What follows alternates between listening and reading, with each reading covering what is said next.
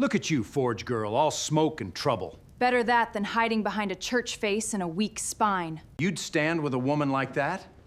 I'd stand with her before I'd stand with any coward in this room. They call you wild. Then hold on, Cowboy. The whole town called her too wild to marry. Then a cowboy took her hand in front of everyone and proved them all wrong. Follow right now so you don't miss this one. Hit like if you want to see what happens next. The hammer fell. It rang out across the frozen plain like a gunshot, sharp and clean and final, the sound bouncing off the snow-covered rooftops of Broken Spur. Before the wind swallowed it whole again and again. Each strike deliberate, each one carrying the full weight of a woman who had learned long ago that the world would not yield unless something stronger than the world pushed back. Maeve O'Callaghan did not stop swinging when the church bells started. Sunday morning, the one morning each week when Broken Spur pretended to be civilized. She could hear the congregation shuffling along the frozen boardwalk outside, their boot heels crunching over black ice, their voices dropping low the way they always did when they passed the O'Callaghan Forge. She had grown accustomed to that particular silence. It was worse than shouting. She had decided years ago. At least shouting was honest. She set the iron down on the horn of the anvil, turned toward the open barn door, and breathed in a lungful of cold air, so sharp it nearly made her eyes water. The wolf lay in the snow, just outside. She had dragged it herself, all the way from the tree line north of the Henderson pasture, through half a mile of crusted drifts that came up past her knee. 130 pounds of gray wolf, its coat still gleaming, its amber eyes gone flat and glassy in the cold. 3 sheep from Martha Higgins's flock in the past 2 weeks. Maeve had made a promise to the widow, and Maeve O'Callaghan kept her promises. The blood from the exit wound had carved a thin red line through the snow all the way to the forge door. She had not bothered to cover it. She pulled a rag from her belt and wiped her hands, though the soot never really came off anymore. It lived in the creases of her knuckles, in the calluses at the base of her fingers, in the half-moon marks the hammer handle had pressed into her palm over 5 years of working the forge. She wore buckskin trousers and a heavy canvas work shirt with the sleeves rolled to the elbow despite the cold.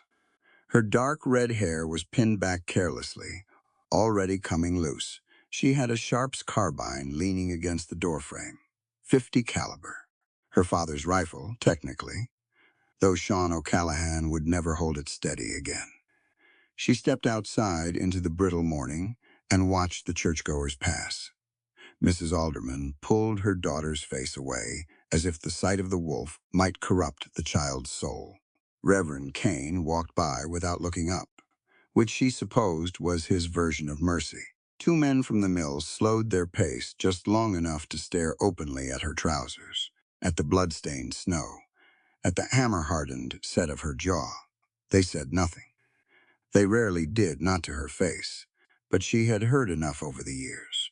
Unladylike, untamable, wild as the wolves she hunts. She crouched beside the animal's body, checked the neck, and began to work the ear free for Martha's proof of kill. The bounty was $3. She needed every cent of it. The cattle outfit came in from the Eastern Trail Road just after 9 o'clock. Maeve heard it before she saw it. 40 head of longhorns, maybe more, moving in that exhausted, heavy-footed way that cattle moved after a long push, their hooves punching through the crust of snow, their breath rising in thick white clouds. There were 6 drovers on horseback, all of them wearing the particular look of men who had been cold too long and fed too little and were hoping this town would offer some improvement to both conditions. The trail boss rode point. He was not a tall man, but he sat his horse like one, back straight, shoulders easy, his eyes already doing a slow circuit of the street before his boots ever hit the ground. Brown duster, dark hat, a cavalry-issue scabbard on the saddle that told her something about where he had been, if not what he had seen there. He had the kind of face that had been weathered into its final form somewhere in his late 20s. a face that no longer bothered with expressions it didn't mean. He pulled up near the stock pen on the south end of the main drag, some instruction to the drover closest to him, and started reading the town with those quiet, flat eyes. Maeve went back inside. She had a set of tongs to reshape and a plow blade that needed re-tempering, and she had no particular interest in another cattle outfit passing through Broken Spur. They came, they rested, they moved on. None of them ever stayed. None of them ever looked at the O'Callahan forge and saw anything other than a dead man's business being kept alive by his strange, unsettling daughter. She had the plow blade glowing orange in the fire when she heard the shouting. It started somewhere to the north, a single drover's voice cutting sharp over the ordinary noise of the morning. Then hooves. Wrong kind of hooves. Too fast, too scattered, without the steady rhythm of a herd in movement. That was a lone animal, loose and panicked, and it was coming down the main street. Maeve walked to the door. The longhorn was a big one, roan-colored, wide-horned, with the particular look in its eye that meant it had moved past fear and straight into something rawer. It had broken from the pen and was covering ground fast, its hooves spraying clods of frozen dirt, its head swinging low and erratic. 20 yards ahead of it, Widow Martha Higgins's mule-drawn wagon sat square in the middle of the street, Martha herself frozen on the bench seat, rein slack in her hands. The trail boss was already moving. He had his lariat up and spinning before Maeve had even registered what she was looking at, his horse cutting hard to the right, to angle ahead of the longhorn. He threw clean and true. The loop dropped perfectly over the animal's horns. The rope snapped. Not the loop, not the throw. The rope itself, frayed somewhere close to the Honda, gave way under the explosive surge of the longhorn's momentum, and the trail boss's horse was suddenly skidding sideways on the ice, fighting for footing, and the longhorn kept coming. Maeve grabbed the branding iron from the fire. It was not a conscious calculation. There was no moment where she weighed risk against reward, thought through the consequences, decided this was the reasonable course of action. She was simply moving, the way she always moved when something needed doing, and there was no one else to do it.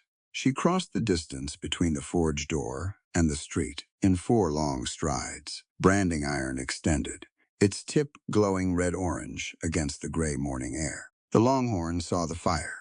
That was the whole of it. The animal's deep-wired instinct took over the second.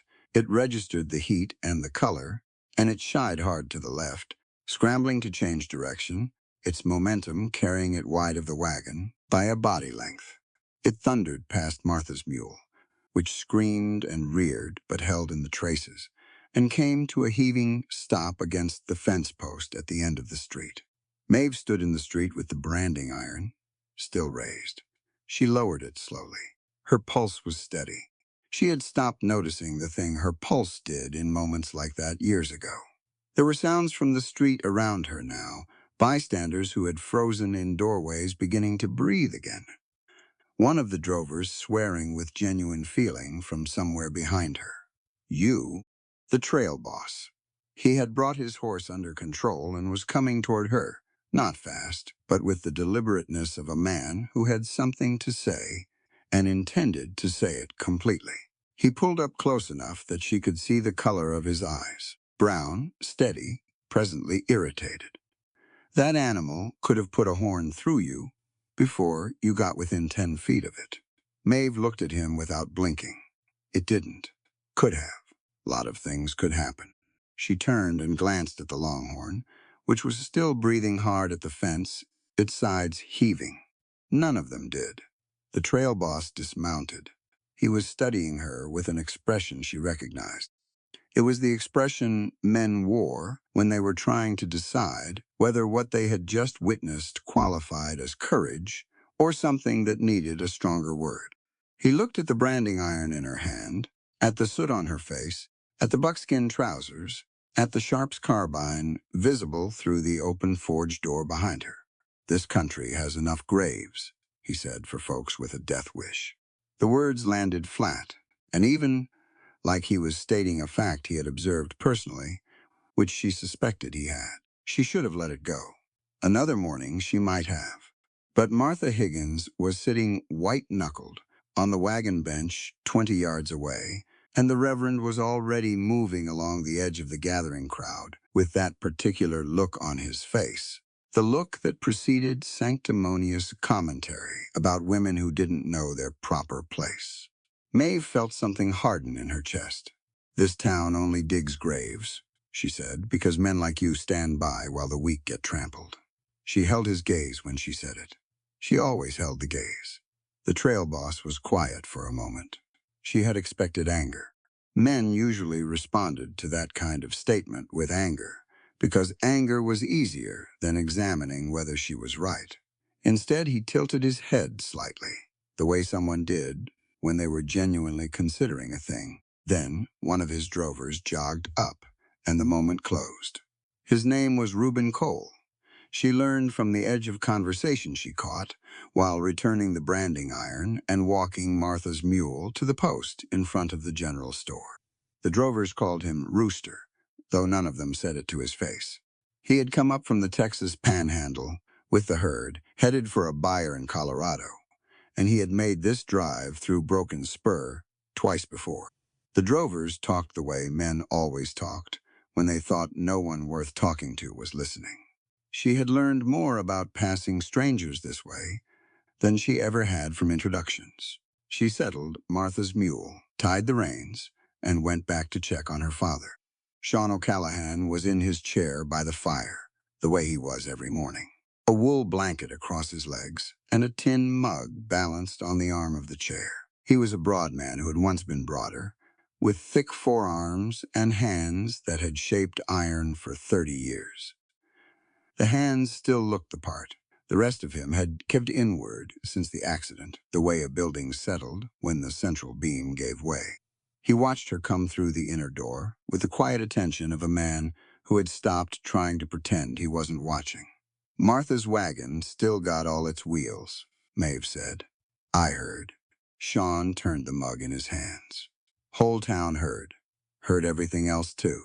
She pulled her work apron back on and went to check the fire. The temperature in the forge was dropping. She needed to feed it before she lost the retempering. "Maeve." His voice had that particular weight it got when he was about to say something he had been thinking about for a while. She kept her back to him and worked the bellows. "I'm listening, Da. You can't keep walking into the teeth of every situation just to prove you aren't afraid of the bite. I'm not proving anything. Martha would have taken a horn to the side if I hadn't." "That's true. And what you did was right." He paused. "It's not the doing that worries me, girl. It's the way you're letting their hatred shape the how." She stopped working the bellows. The iron in the fire pulsed dull red. "You come out swinging before anyone's thrown a punch," Sean said. "I understand why. Lord knows I understand why. But there's a cost to that. There's a cost to everything." "There is." He took a long drink from the mug. "True strength isn't measured by the wolves you kill, girl. It's measured by keeping your heart free from the poison of their hatred." Maeve looked at the fire. She didn't argue with him. She never argued with him when he said things like that, because some part of her recognized that he was right, even when she wasn't ready to agree with it. Sean O'Callahan had come to Broken Spur from County Clare with $20 and a set of farrier's tools, and he had built something real here, something lasting, and he had done it without ever letting the town's smaller instincts shrink his own decency. She had watched him do it for 22 years. She just wasn't built the same way, and they both knew it. "I'll be at the anvil," she said. By midday, the cattle outfit had settled their herd at the South Pen, and most of the drovers had made their way to the saloon. The town went back to its regular rhythms. The ice on the main street reflected a pale, grudging sun. Maeve finished the plow blade and started on a set of wagon wheel rims that Luther Crane had ordered 3 weeks ago and kept finding reasons not to pick up. She was at the anvil when she heard the boots stop at the forge door. She didn't look up. People stopped at the forge door all the time. usually deciding they didn't want what they'd come for after all. She struck the iron, let the ring die away, struck again. "O'Callahan?" She looked up. Reuben Cole stood in the doorway with his hat in his hand, which she had not expected. He was looking around the interior of the forge with a focused kind of attention, the way a person looked at something when they were doing math in their head. His eyes tracked from the tools on the wall to the slack tub, to the fire, to the stock of shod horseshoes hanging on the pegs above the work table. He took his time about it. "Mr. Cole," she said. She kept the hammer in her hand. "Rooster," he said. "Everybody calls me Rooster. Does that extend to women who argue with you in the middle of the street?" Something shifted at the corner of his mouth. Not quite a smile. "Especially to those." She put the half-finished rim back in the fire and gave the bellows a pull. "You're here about work. Remuda's got 3 horses with cracked hooves. Trails cut up a section of one shoe on my lead mare." He turned his hat in his hands once. "Your forge has the best setup I've seen since Abilene." "Figured I'd ask." Maeve looked at him steadily. "The town farrier is 4 doors north." "Town farrier," Reuben said. "Turned me away this morning. Said his calendar was full." She knew what that meant. She had seen Thaddeus Vance coming out of the farrier's shop early that morning, and she had filed the image away without knowing quite why. Now she knew why. "How long are you in Broken Spur?" she asked. 3 days. Maybe 4 if the weather holds, and I can negotiate a rest price at the pen. "The hooves. Are they thrush or just the cracking?" "Both on the worst one. Other 2 are surface splits, manageable. But I've got Devil's Gorge ahead of me, and I can't push a lame string through that passage." Devil's Gorge. 15 miles of switchback trail over frozen granite, with the Colorado wind coming straight off the peaks, and enough loose shale on the lower sections to take a hoof apart if the animal wasn't properly shod. She had ridden it twice, once with her father before the accident, and once alone, the winter after. She knew exactly what happened to a horse with compromised hooves on that terrain. "I can assess them this afternoon," she said. "Thrush treatment will take 2 days if it's gone deep. Shoeing I can turn same day." Reuben nodded. Once, like this confirmed something. He turned to go, then stopped. "That was a steady thing you did this morning," he said, "with the branding iron." She waited to hear the qualification. The but.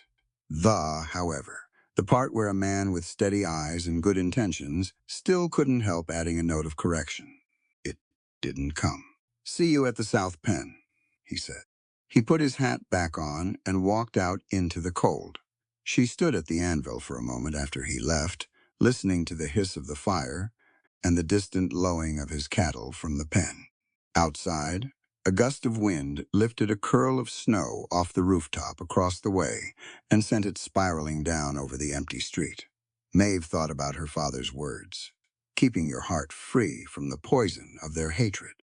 She thought about the way Mrs. Alderman had turned her daughter's face away from the sight of a dead wolf, as if the animal were shameful, as if the woman who had dragged it across the frozen plain were something darker. Still, she thought about the Reverend's averted eyes and the millmen's open stares and the accumulated weight of 5 years of being measured against a standard she had never been asked about and would never have agreed to.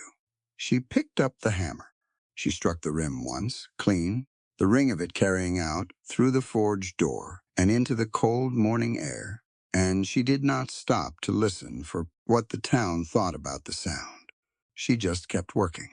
That was what you did. You kept the fire burning, you kept the iron honest, and you swung the hammer until the work was done. Whatever came through the forge door next, trouble or contract or a quiet-eyed stranger with a cavalry scabbard and something careful in his voice, you met it on your own terms. That had always been the only way she knew how to live. And on the frontier, in the winter of 1878, in a wind-scored settlement that had never once made room for her in its idea of respectable womanhood, that was still the only way she intended to keep on living. The hammer rang. The iron held. Outside, Broken Spur moved through its careful, hypocritical Sunday, and Maeve O'Callahan was already thinking about tomorrow.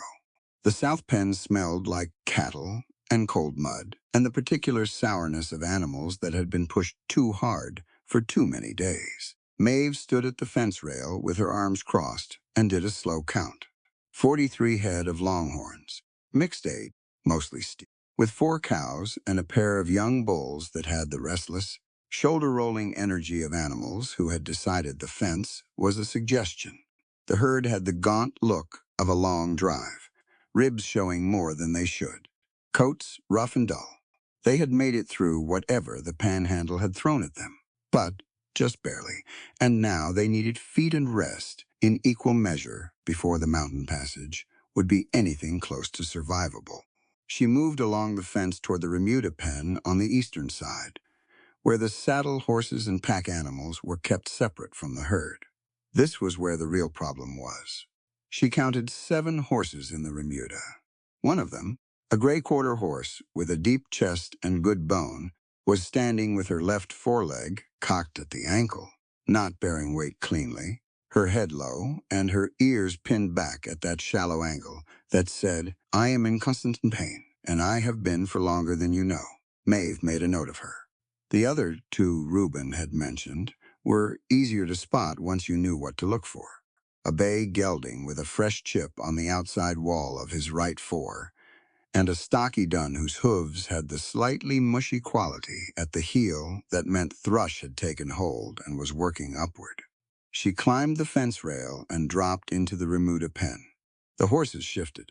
Most of them moved away, which was normal. The gray mare turned her head and watched Maeve come without moving her feet, which told Maeve something important. Animals in severe pain conserved every movement. This mare had learned that standing still hurt less than stepping away. Maeve crouched beside the foreleg and ran her hand from the knee to the pastern. Without rushing it, she felt the heat first. Then the slight give-in, the digital flexor that told her the thrush had been here at least 2 weeks, possibly longer, eating away at the frog and working toward the deeper structures. She pressed her thumb into the cleft of the frog, gently, and the mare flinched hard and pulled the leg back. "I know," Maeve said quietly. "I know it."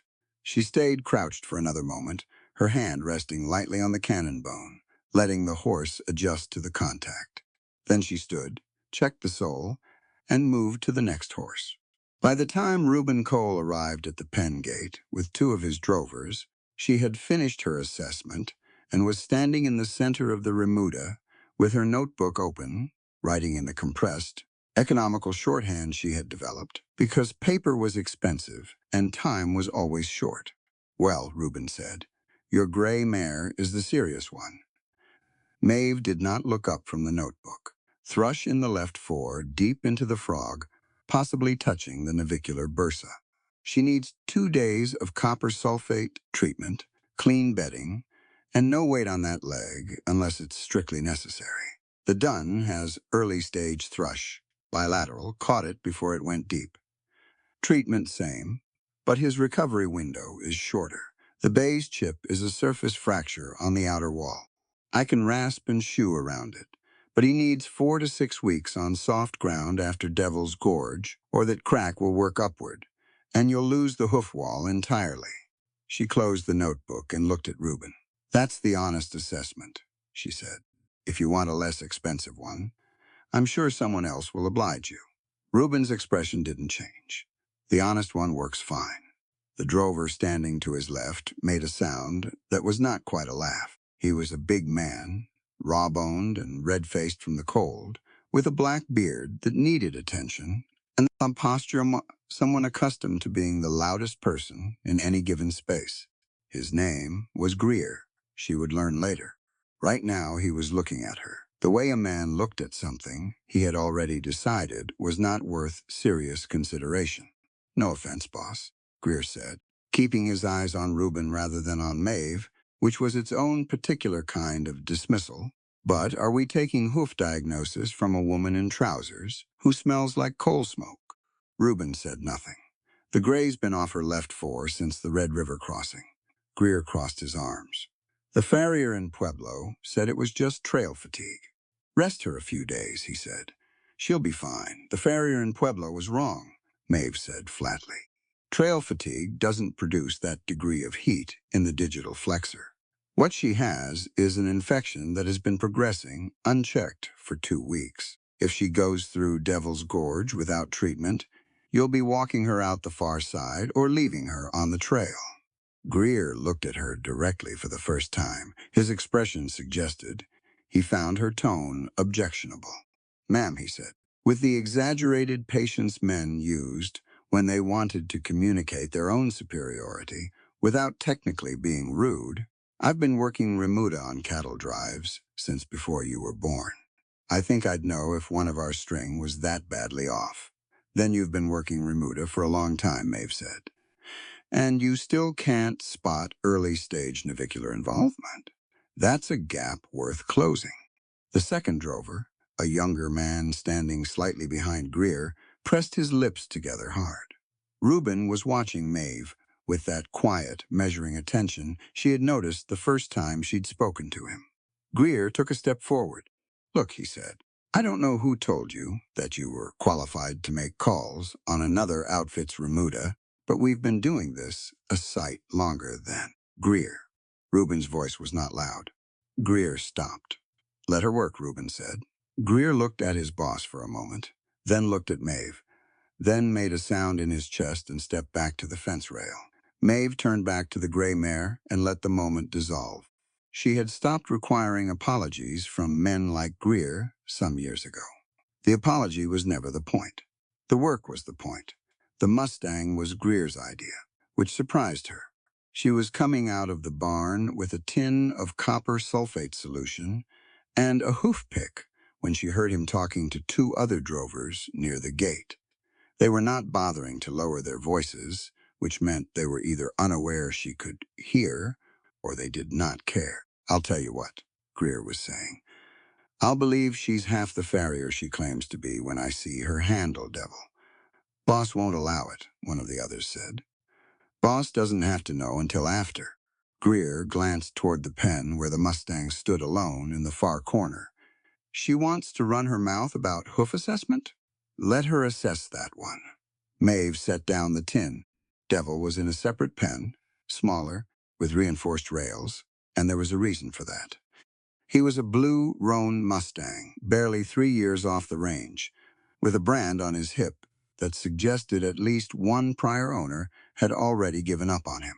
He was not large for a Mustang, but he was dense through the shoulder and neck, and he moved along the fence rail with a constant, controlled agitation, like a coil that was perpetually close to releasing. He had never been shod. His hooves were long and flared at the toe, and she could see from 20 feet that the left rear had a crack running half the length of the wall. She walked to the gate. "Ma'am." The younger drover from before was suddenly beside her, his voice low and urgent. "That horse has put 2 men on the ground already. Greer's just trying to—" "I know what Greer's trying to do," Maeve said. She opened the gate and walked in. Devil came off the fence rail immediately. His head came up, his ears went back flat, and he squared toward her, with his weight shifted forward onto his front legs. She had seen horses bluff, and she had seen horses mean it, and she had learned to tell the difference the hard way. This one meant it, but not all the way. There was something underneath the aggression that was younger and more frightened than it wanted to let on.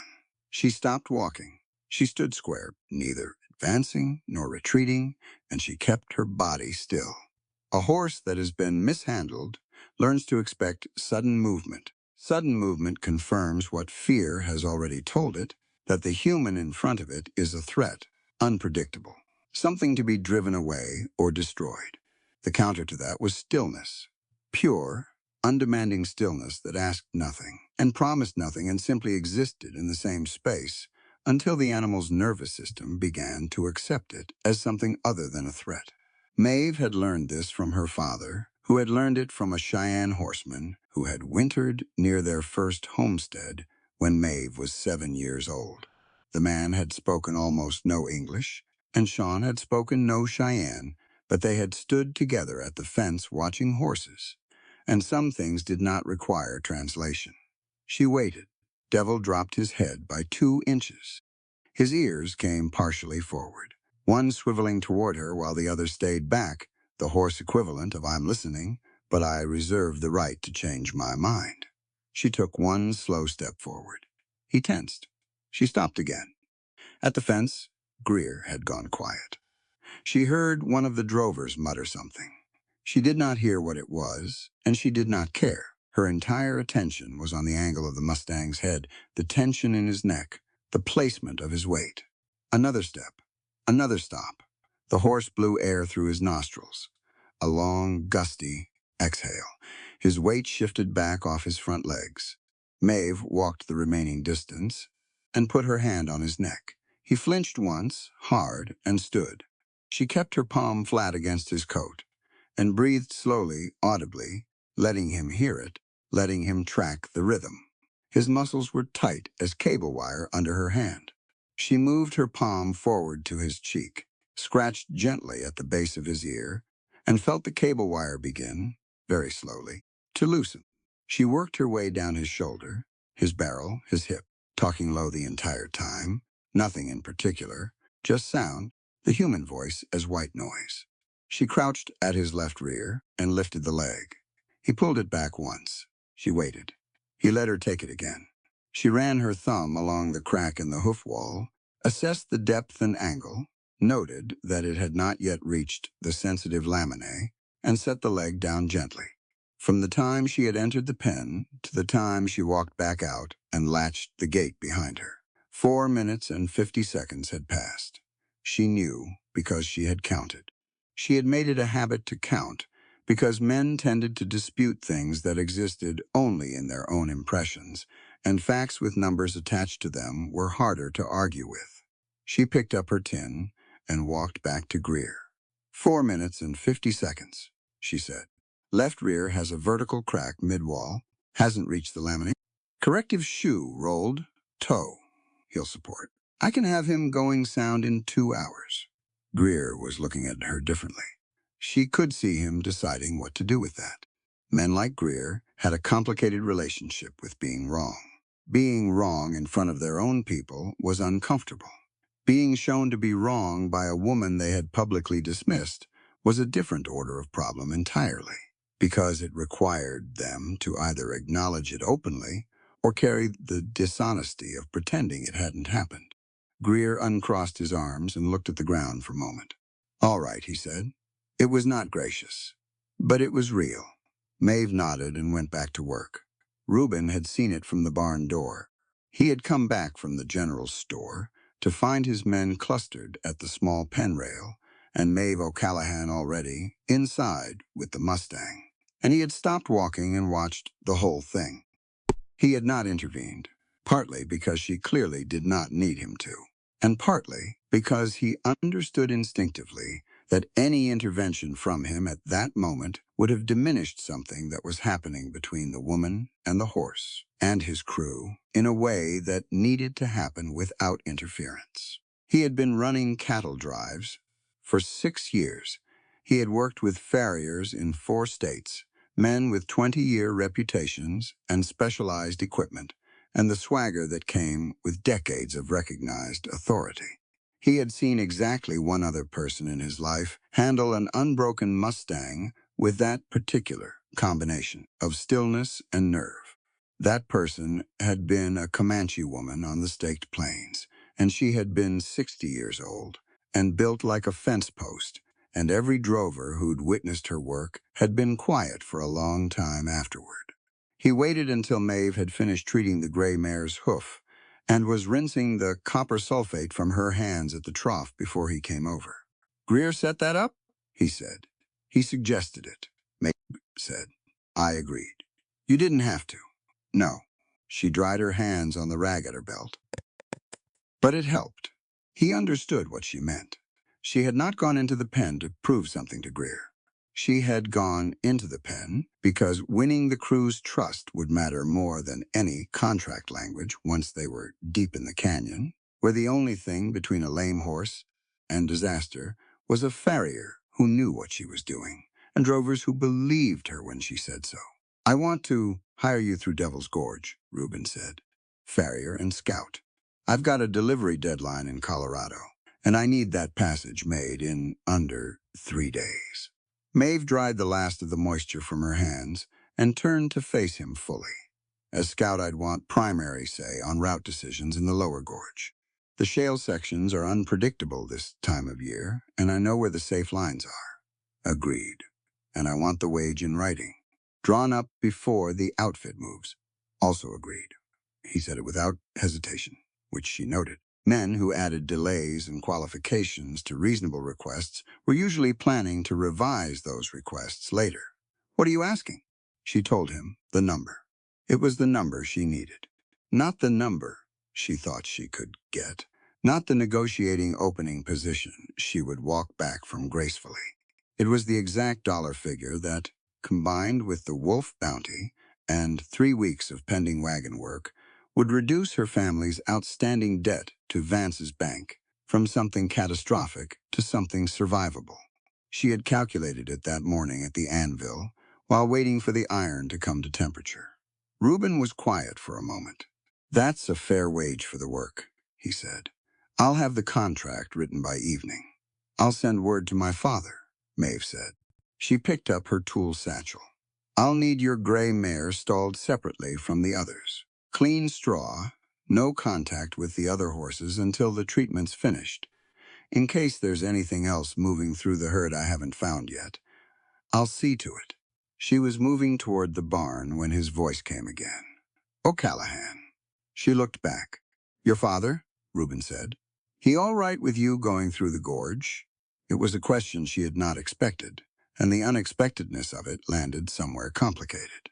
Not the question itself, but the way it was asked. With actual interest, not the patronizing variety that was really just a more polite form of shouldn't someone responsible be making this decision for you. He'll worry, she said. He always worries. That's different from all right. Reuben nodded slowly. Fair enough. The contract negotiation, if it could be called that, happened at the O'Callahan Forge 2 hours before sundown. Reuben Cole arrived alone, without Greer, or the younger drover, or any of the rest of them. He sat at the workbench that Sean used to use for detailed metalwork, laid a single sheet of paper on the surface, and read every line of it aloud before he asked her to sign. She had not expected that either.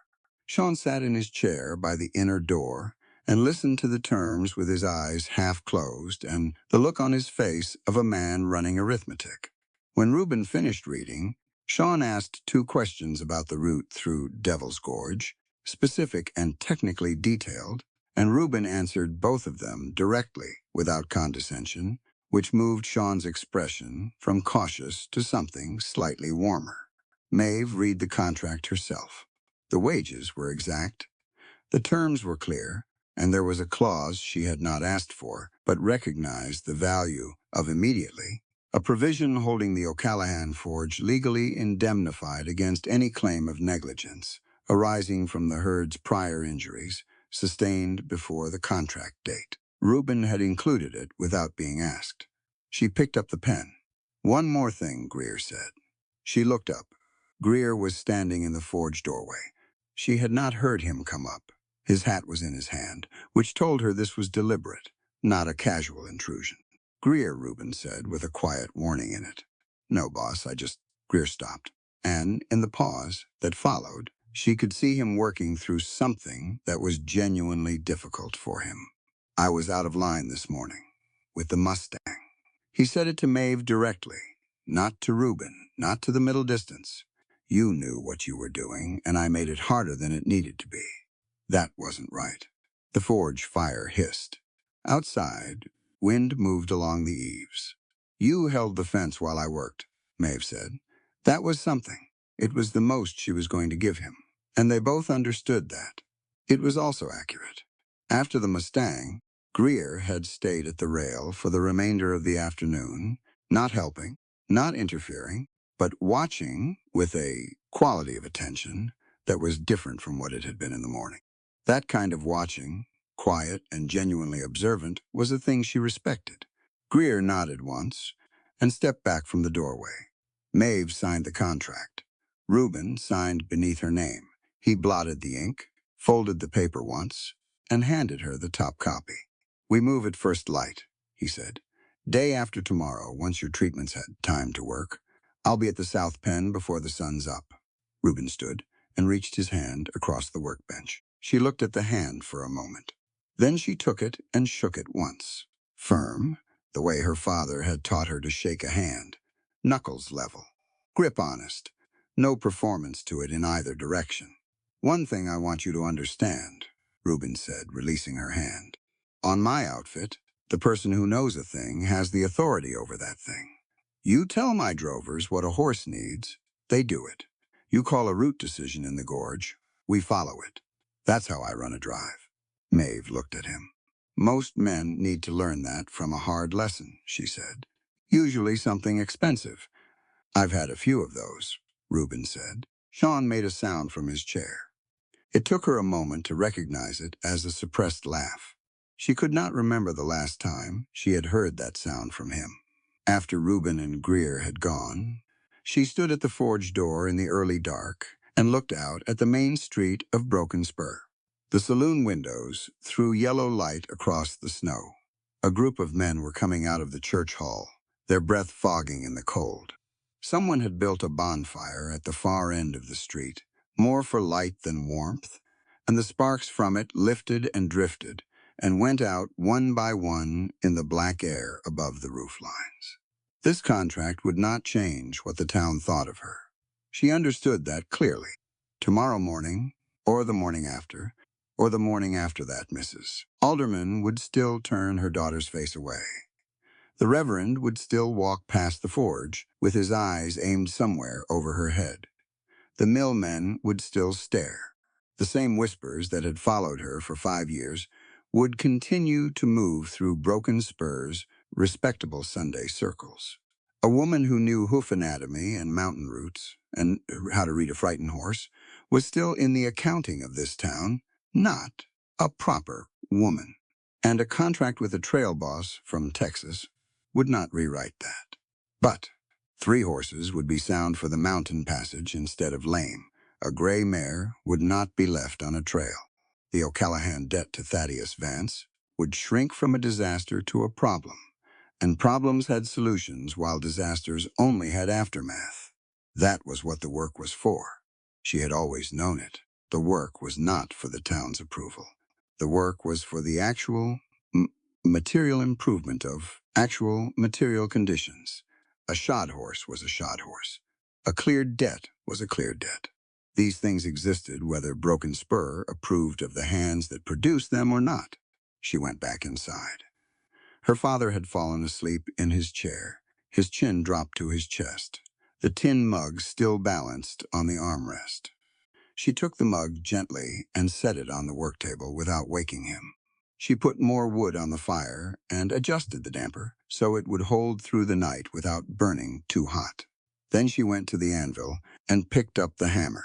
She had 2 more hours before the light got too thin to work safely, and she wanted the bay gelding's corrective shoe ready to fit at first light. The rolled toe was a precise shape, not something she wanted to rush, not with a crack that needed the load redistributed across the hoof wall at exactly the right angle. She struck the iron. The ring of it went out through the open forge door, out across the frozen main street, out over the sleeping longhorns in the South Pen, and the wounded horses in the remuda, and the dark peaks of Devil's Gorge rising somewhere to the west in the moonless dark. Nobody was listening.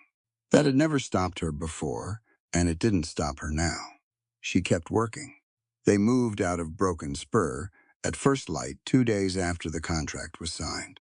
The morning was iron gray and bitter, the kind of cold that didn't announce itself gradually, but simply arrived all at once the moment you stepped outside, hitting every exposed inch of skin like a flat hand. Maeve was at the South Pen before Reuben's drovers had finished breaking camp, her breath making short, hard clouds in the dark air, her tool satchel across the back of her pack horse, and her Sharp's carbine in the scabbard on her saddle. She had not slept much 2 hours. maybe 3. The corrective shoe for the bay gelding had taken longer than she'd planned, because the rolled toe had required 3 separate heat cycles to get the shape right. And by the time she had it fitted and the crack stabilized with a fiberglass composite patch she'd learned to make from a railroad farrier who'd passed through the previous spring, it was well past midnight. She had eaten cold biscuits standing at the anvil and called it supper. Sean had been awake when she finally came in from the forge. He was sitting in the dark with the lamp turned low, which meant he had been sitting there for a while. She had not said anything. She had sat down on the footstool beside his chair, and they had stayed like that for a quarter of an hour, neither of them speaking, the fire in the grate burning down to coals. It was the closest thing to a goodbye they were able to manage. Sean O'Callahan had never been a man who expressed fear through words. He expressed it through presence, through not going to bed when he should have, because some part of him needed to know she was still in the building. She had kissed his forehead before she went to her room, and he had gripped her wrist for a moment. That was all. Now she stood at the south pen, in the pre-dawn dark, watching the drovers work, and pushed the memory of his face somewhere she wouldn't have to look at it while she was trying to do her job. The herd moved better than she expected. The rest and feed had helped. The gray mare was still favoring the treated forelegs slightly, but her head was up and her ears were forward, which were 2 reliable signs that the worst of the pain had broken. Maeve rode the perimeter of the remuda twice before they cleared the town's edge, checking gates, watching how each horse carried itself under the weight of the morning cold. The bay gelding moved clean. The Dunn's stride had evened out on both sides. She came up alongside Reuben as they passed the last building on Broken Spur's northern fringe. "Mare's still a little off," she said. "Nothing concerning. She'll be right by noon once she's warmed up." Reuben glanced toward the remuda. "You'll tell me if that changes." "I'll tell you before it changes," Maeve said. "That's the point." He looked at her with that quiet attention she was starting to recognize as simply how he processed things. He was not a man who nodded along to fill silence.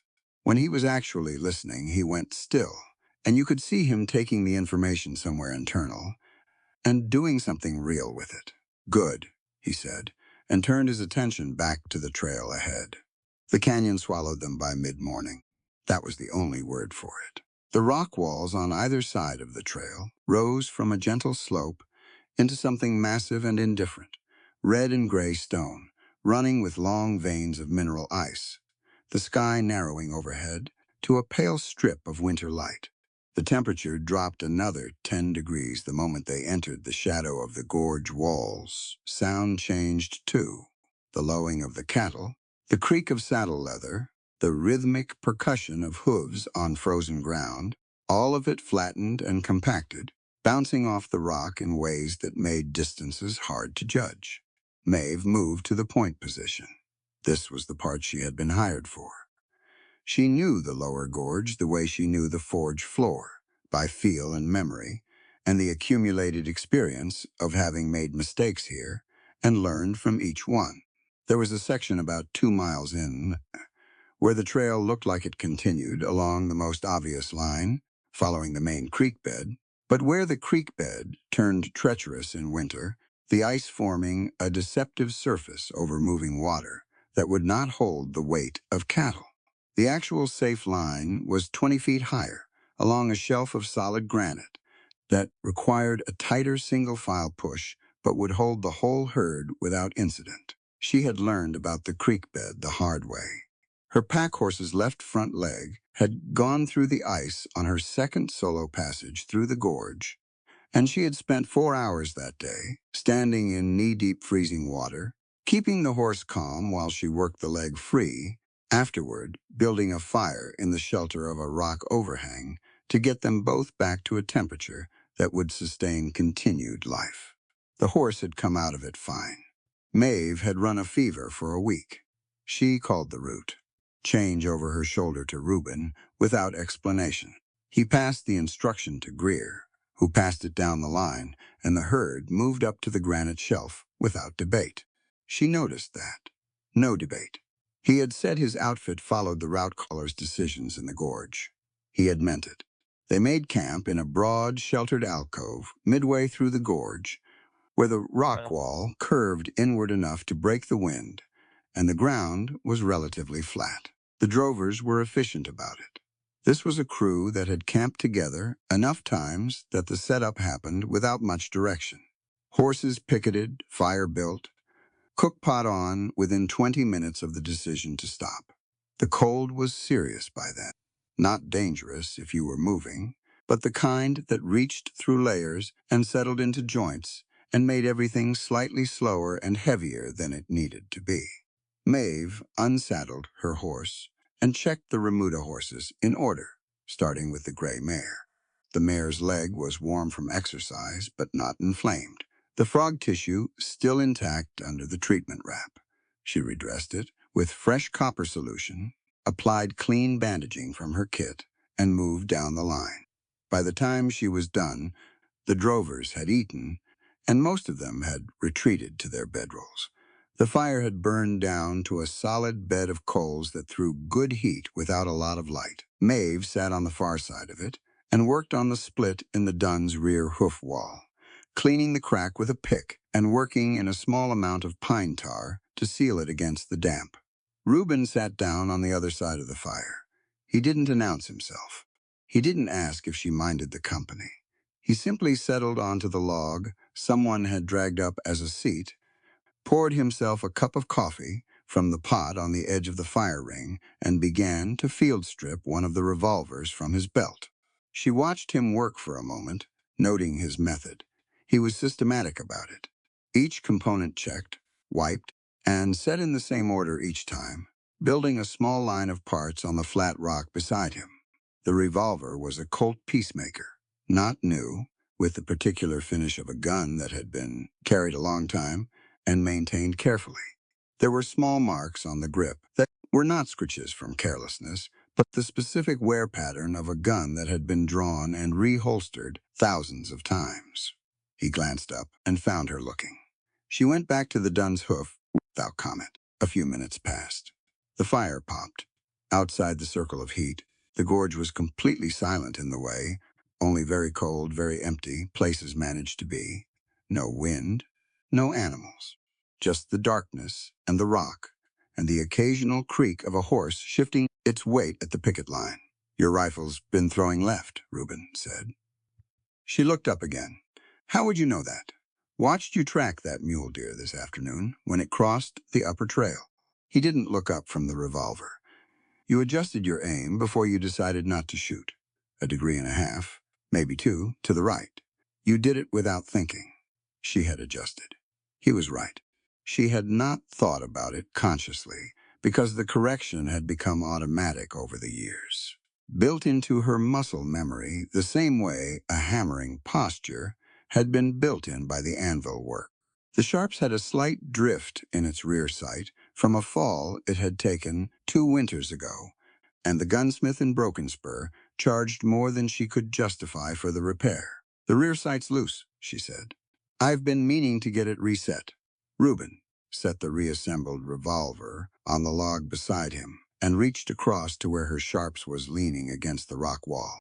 He looked at her for permission before he touched it, which was something she filed away without comment. She nodded. He lifted it, checked the breech out of habit, and turned it in the firelight to examine the rear sight assembly. His fingers found the problem within about 30 seconds. He reached into the breast pocket of his duster and produced a small leather roll of tools, the kind a cavalry soldier carried, and selected a thin drift pin and a small brass-headed hammer. "Hold still," he said to the rifle rather than to her. He adjusted the sight with 3 careful, measured taps, checked the alignment against a fixed point on the far canyon wall, tapped once more, and checked again. Then he set the tools away, wiped the sight housing with the clean side of his rag, and laid the rifle back against the rock exactly where it had been. He poured himself more coffee. He had not asked if she wanted him to do it. He had not offered to do it and waited for her to express either permission or gratitude.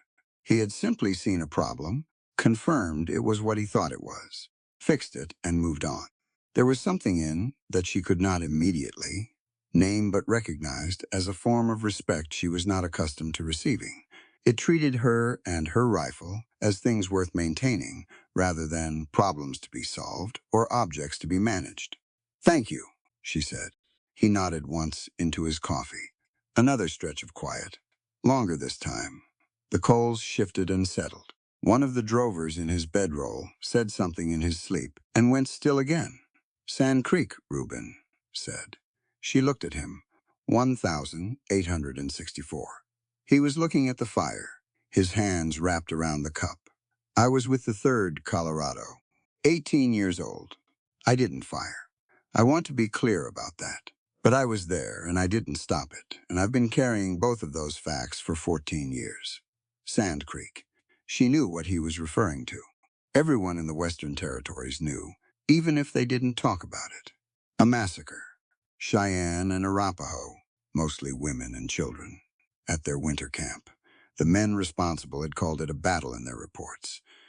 The ones who had been there knew what it actually was. Maeve set down the pine tar and the pick. "You said you didn't fire," she said. "I didn't, but I've spent a long time understanding that not participating and not preventing are two different failures." He turned the cup in his hands. "I left the cavalry 6 months later. Spent the next 2 years drinking in every town between Denver and El Paso.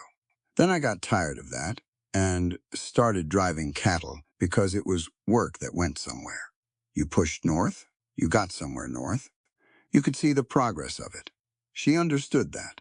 The concrete satisfaction of work that produced a visible, measurable result. She had found the same thing at the anvil. Iron went into the fire one shape and came out another shape that was more useful than the first. And that transformation was real and permanent and could not be argued with. "I'm not telling you this for absolution," Reuben said. "I've stopped looking for that from people. I'm just—" He paused. "You're going to be in that gorge with me for 2 more days. It seemed like something you should know." Maeve looked at the fire for a moment. Then she pulled down the collar of her canvas shirt on the left side, far enough to show the upper shoulder. The scar ran from just below the collarbone to the deltoid, wide and irregular, the kind of scar a wound left when it had not been cleanly made. A blade, not a bullet. It had gone deep. Reuben looked at it without recoiling and without the particular horrified fascination that made scars feel like spectacles. He looked at it the way he had looked at the horse's cracked hoof, assessing present. She pulled the collar back up. "I was 16, she said. 3 men came to our first homestead, 12 miles east of where Broken Spur stands now. My father was in Cheyenne for supplies. I was alone." She picked up the pine tar and turned the tin in her hands. "They wanted the horses. We had 4 good ones, and there was a man in Denver, paying well for quality stock that year. They'd been watching the property." The fire shifted. "The first one had the knife," she said. "He used it when I didn't cooperate fast enough. The second one was holding the lantern. The third one was at the door." She paused. "I had my father's rifle loaded and propped by the fireplace. I got to it, one of them," Reuben said. "The first one." She set the pine tar down. "Shoulder. He lived. They all 3 rode out. But one of them talked when he got to town, because men who do things like that often need to tell someone, and the version they tell always puts the blame somewhere other than themselves. So the town heard a story about a 16-year-old girl who shot a man. They heard a story about a bloodthirsty Irish girl who attacked 3 innocent travelers. She said it evenly, without heat, the way you stated a thing you had made your peace with. By the time my father came back from Cheyenne, the name was already set. It just stuck." Reuben was quiet for a long time after that.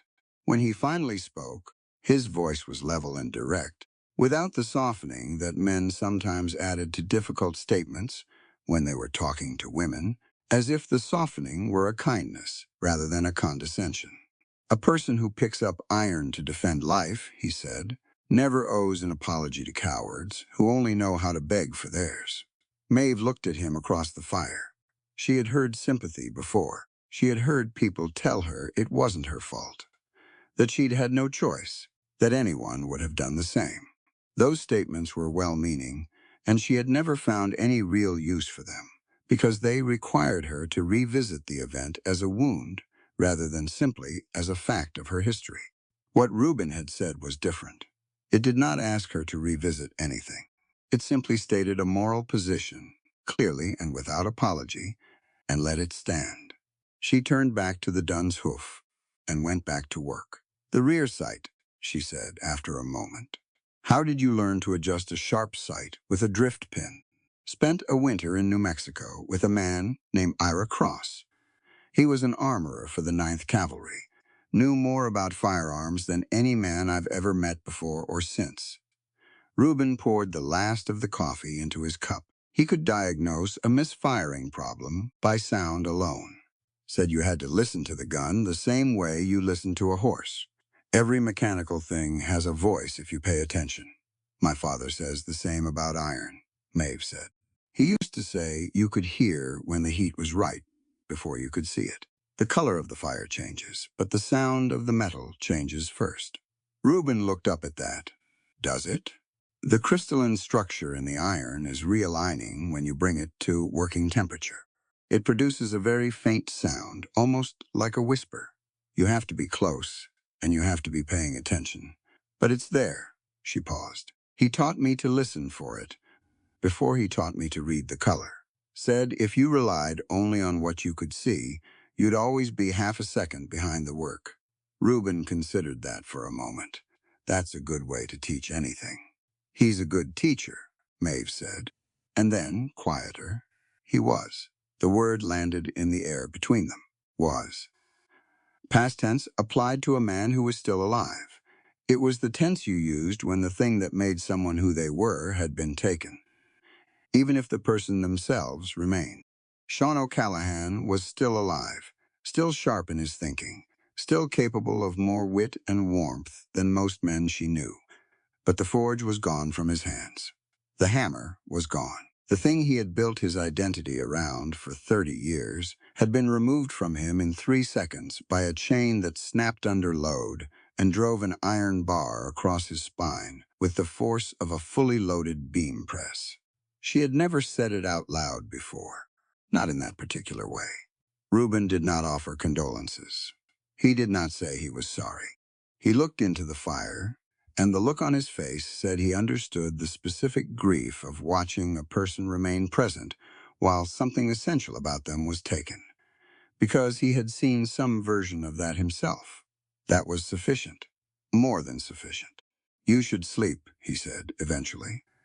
"I'll take first watch," Maeve said. "Greer's on watch." "I know. I'll take it anyway." She moved to the edge of the firelight and looked out into the gorge darkness, listening. The silence was absolute and intact. Nothing out there. Not yet. "I don't sleep well in narrow places." Reuben rose from the log, picked up his cup, and stood beside her for a moment, both of them facing the dark canyon. "I'll be up in 3 hours," he said. "You sleep then?" She didn't answer, which he seemed to accept as the agreement it was. He went to his bedroll. Maeve stood at the edge of the firelight with her rifle across her arm and watched the canyon walls in the dark, listening to the slow breathing of 43 longhorns and 7 horses and 6 drovers settling into the particular unconsciousness of people who worked outdoors and were deeply tired. The fire behind her burned down another fraction. The cold pressed in from the gorge walls with its patient, impersonal weight. Somewhere, far above the narrow strip of sky overhead, there were stars, though she couldn't see them from here. She thought about what he had said. A person who picks up iron to defend life never owes an apology to cowards who only know how to beg for theirs. She had carried the story of that night for 6 years. Not with shame. She had never felt shame about it, but with the exhausting weight of being the only person in Broken Spur who understood what had actually happened. She had told her father. She had told Martha Higgins, Once, briefly, in the practical context of explaining why she was teaching herself to shoot at distance, rather than relying on close-quarters defense again. She had never told anyone else. She had not planned to tell Reuben Cole. It had simply come out, the way things came out when you were tired and cold, and sitting across a fire from someone who had just handed you a piece of their own history, without asking for anything in return. That was the mechanism of it.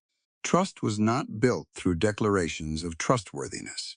It was built through the demonstration of it, through the actual act of placing something real and unguarded into a space between two people and watching what the other person did with it. He had not done anything with it, except receive it cleanly, acknowledge it honestly, and respond with a moral clarity that asked nothing of her in return. She shifted the rifle to her other arm. Around her the canyon slept. She stayed awake and watchful, the way she had taught herself to do in a homestead, 12 miles east of town on the night. 3 men had come out of the dark and shown her what the world was actually capable of. Knowing that had cost her something, but it had also kept her alive. And alive, she had decided long ago, was still preferable to the alternative, regardless of what Broken Spur thought about the particular way she managed it. She watched the dark. 3 hours later, Reuben was up without her having to wake him, stepping quietly to the fire to rebuild it, handing her a cup of coffee without ceremony before he took her position at the canyon's edge. She took the coffee and went to her bedroll. She slept. The second day in the gorge passed without incident, which Maeve did not trust. She had learned early that quiet in a narrow place was not the same thing as safe. The gorge had its own acoustics, its own way of absorbing sound before it could travel, and twice during the afternoon push she had pulled up her horse and listened to the rock walls with the particular attention her father had taught her to apply to iron in the fire, listening for what was there before it became visible. Both times she had heard nothing definitive. Both times she had moved on, but she had filed the unease away rather than discarding it. The herd was doing well, better than the first day, actually. The rest and feed in Broken Spur had done its work, and the longhorns had settled into the trail rhythm that cattle found, after enough miles, a steady, bovine patience that made them easier to move than horses and considerably easier than people. The gray mare was walking sound. The dun was carrying himself evenly. The bay gelding's corrective shoe had held over 2 days of granite trail without any sign of the crack spreading. Maeve checked each horse at the midday rest and found nothing new to worry about. That left her free to worry about everything else. She rode the right flank of the herd through the lower gorge section, watching the trail above them. The shale slides were the primary risk down here. In spring and fall, a significant temperature change could loosen sections of the upper wall without warning, and while this was deep winter and the freeze had locked most of the loose material in place, the vibration of 43 longhorns moving in single file over frozen ground created a low, sustained percussion that she didn't love in proximity to the shale formations. She called a route adjustment at the third shale section, pushing the herd 15 feet further from the wall and accepting a narrower trail in exchange for better overhead clearance. Reuben passed the word without question. The drovers grumbled briefly and then adjusted. By late afternoon, they were through the worst of the shale country and into the broader section of the lower gorge where the creek ran alongside the trail, frozen solid, its surface dull white under the failing light.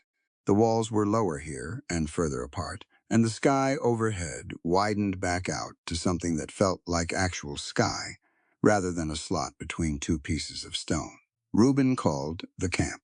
The campsite was a wide, flat stretch of creek bank where the water bent around a granite outcrop, sheltered on 3 sides, and open to the south, which meant whatever wind came up in the night would push across them rather than into them. It was a good site. She had camped here herself before. The drovers worked fast in the fading light. Campset was a skill built by repetition, And these men had the repetition. Fire going, horses picketed, cookpot producing something that smelled like salt pork and dried beans before the last of the daylight had fully left the sky. Maeve handled the remuda herself, as she had each night. She went horse by horse with a lantern, running her hands down each leg, checking the hooves, checking the temperature at the coronary band, where infection or injury first announced itself as heat. The gray mare's wrap needed changing. She did it by lantern light, kneeling in the frozen creek bank, the copper sulfate solution cold enough in the tin that she had to be careful not to get it on her own skin. The mare stood for it without needing to be held, which was progress. 2 days ago, she had required a twitch. The pain had been bad enough that any handling near the affected leg triggered the animal's self-protection instincts.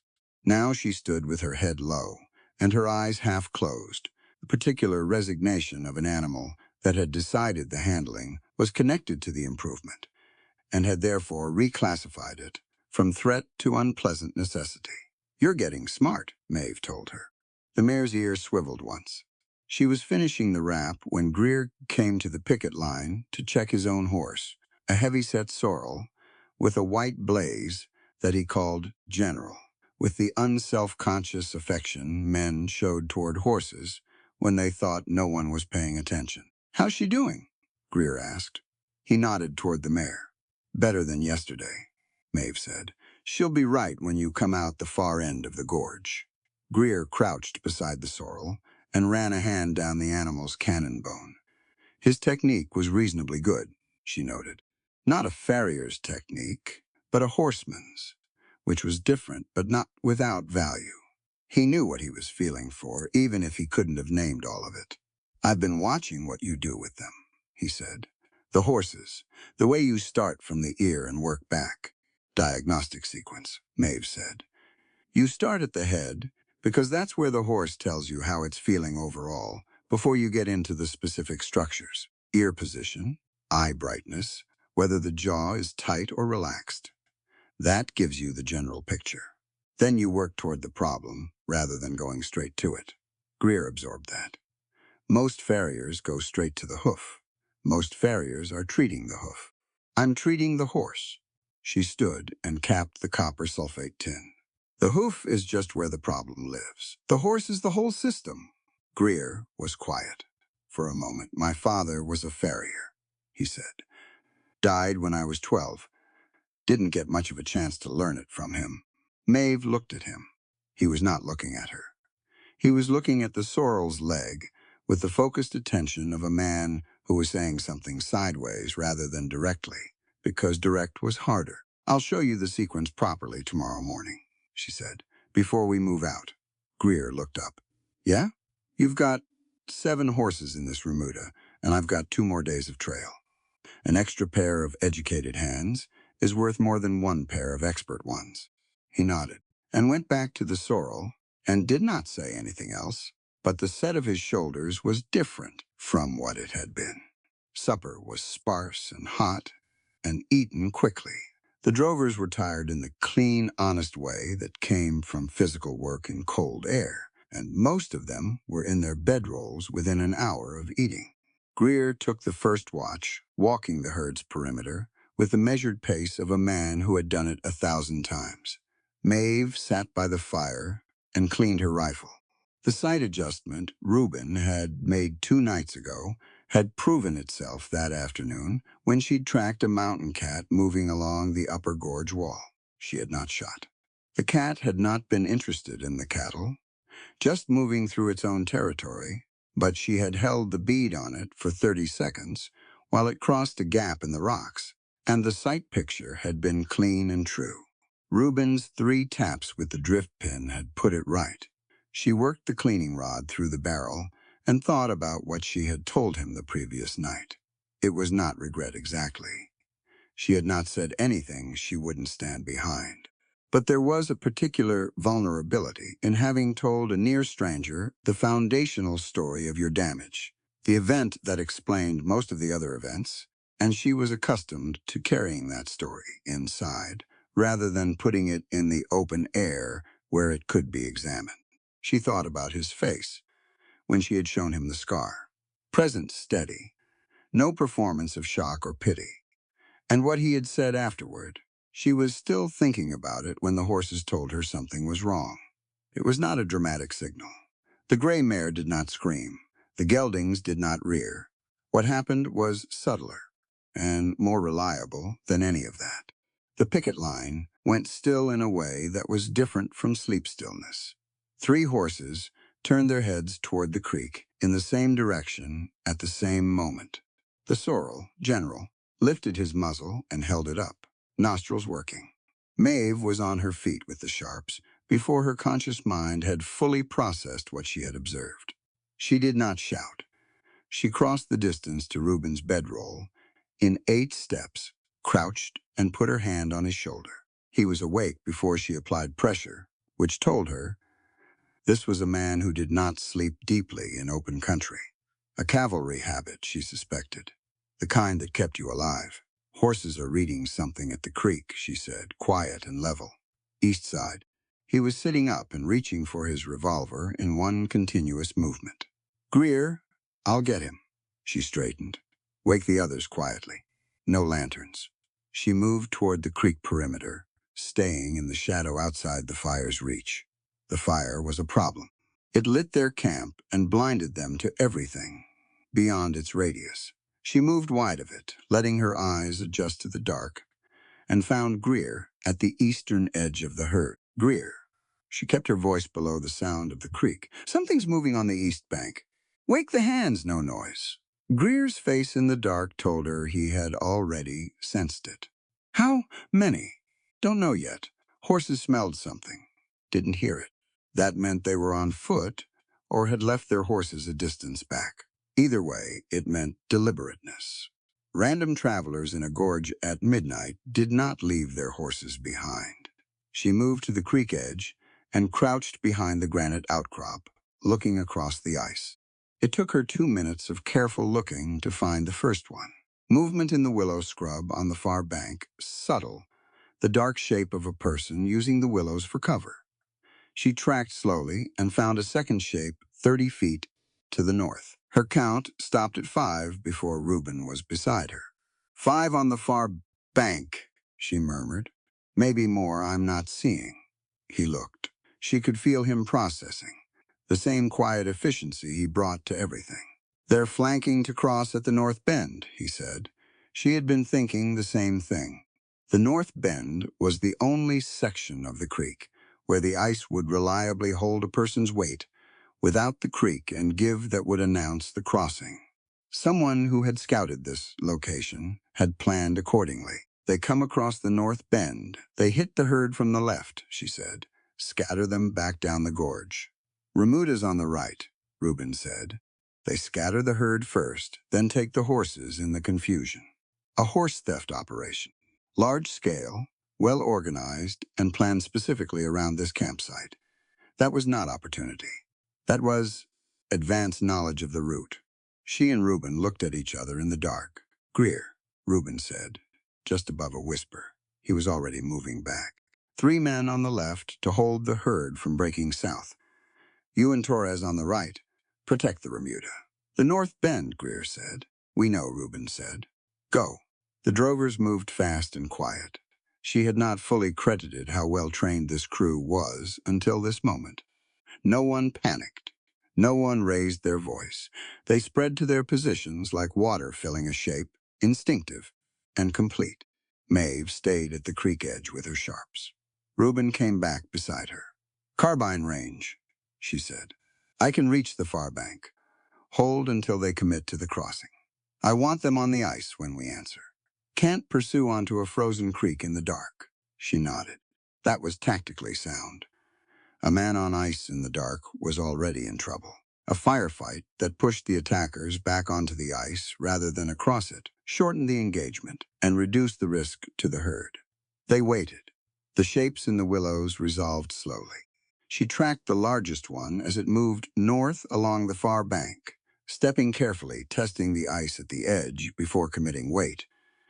Behind it, 4 others followed the same line.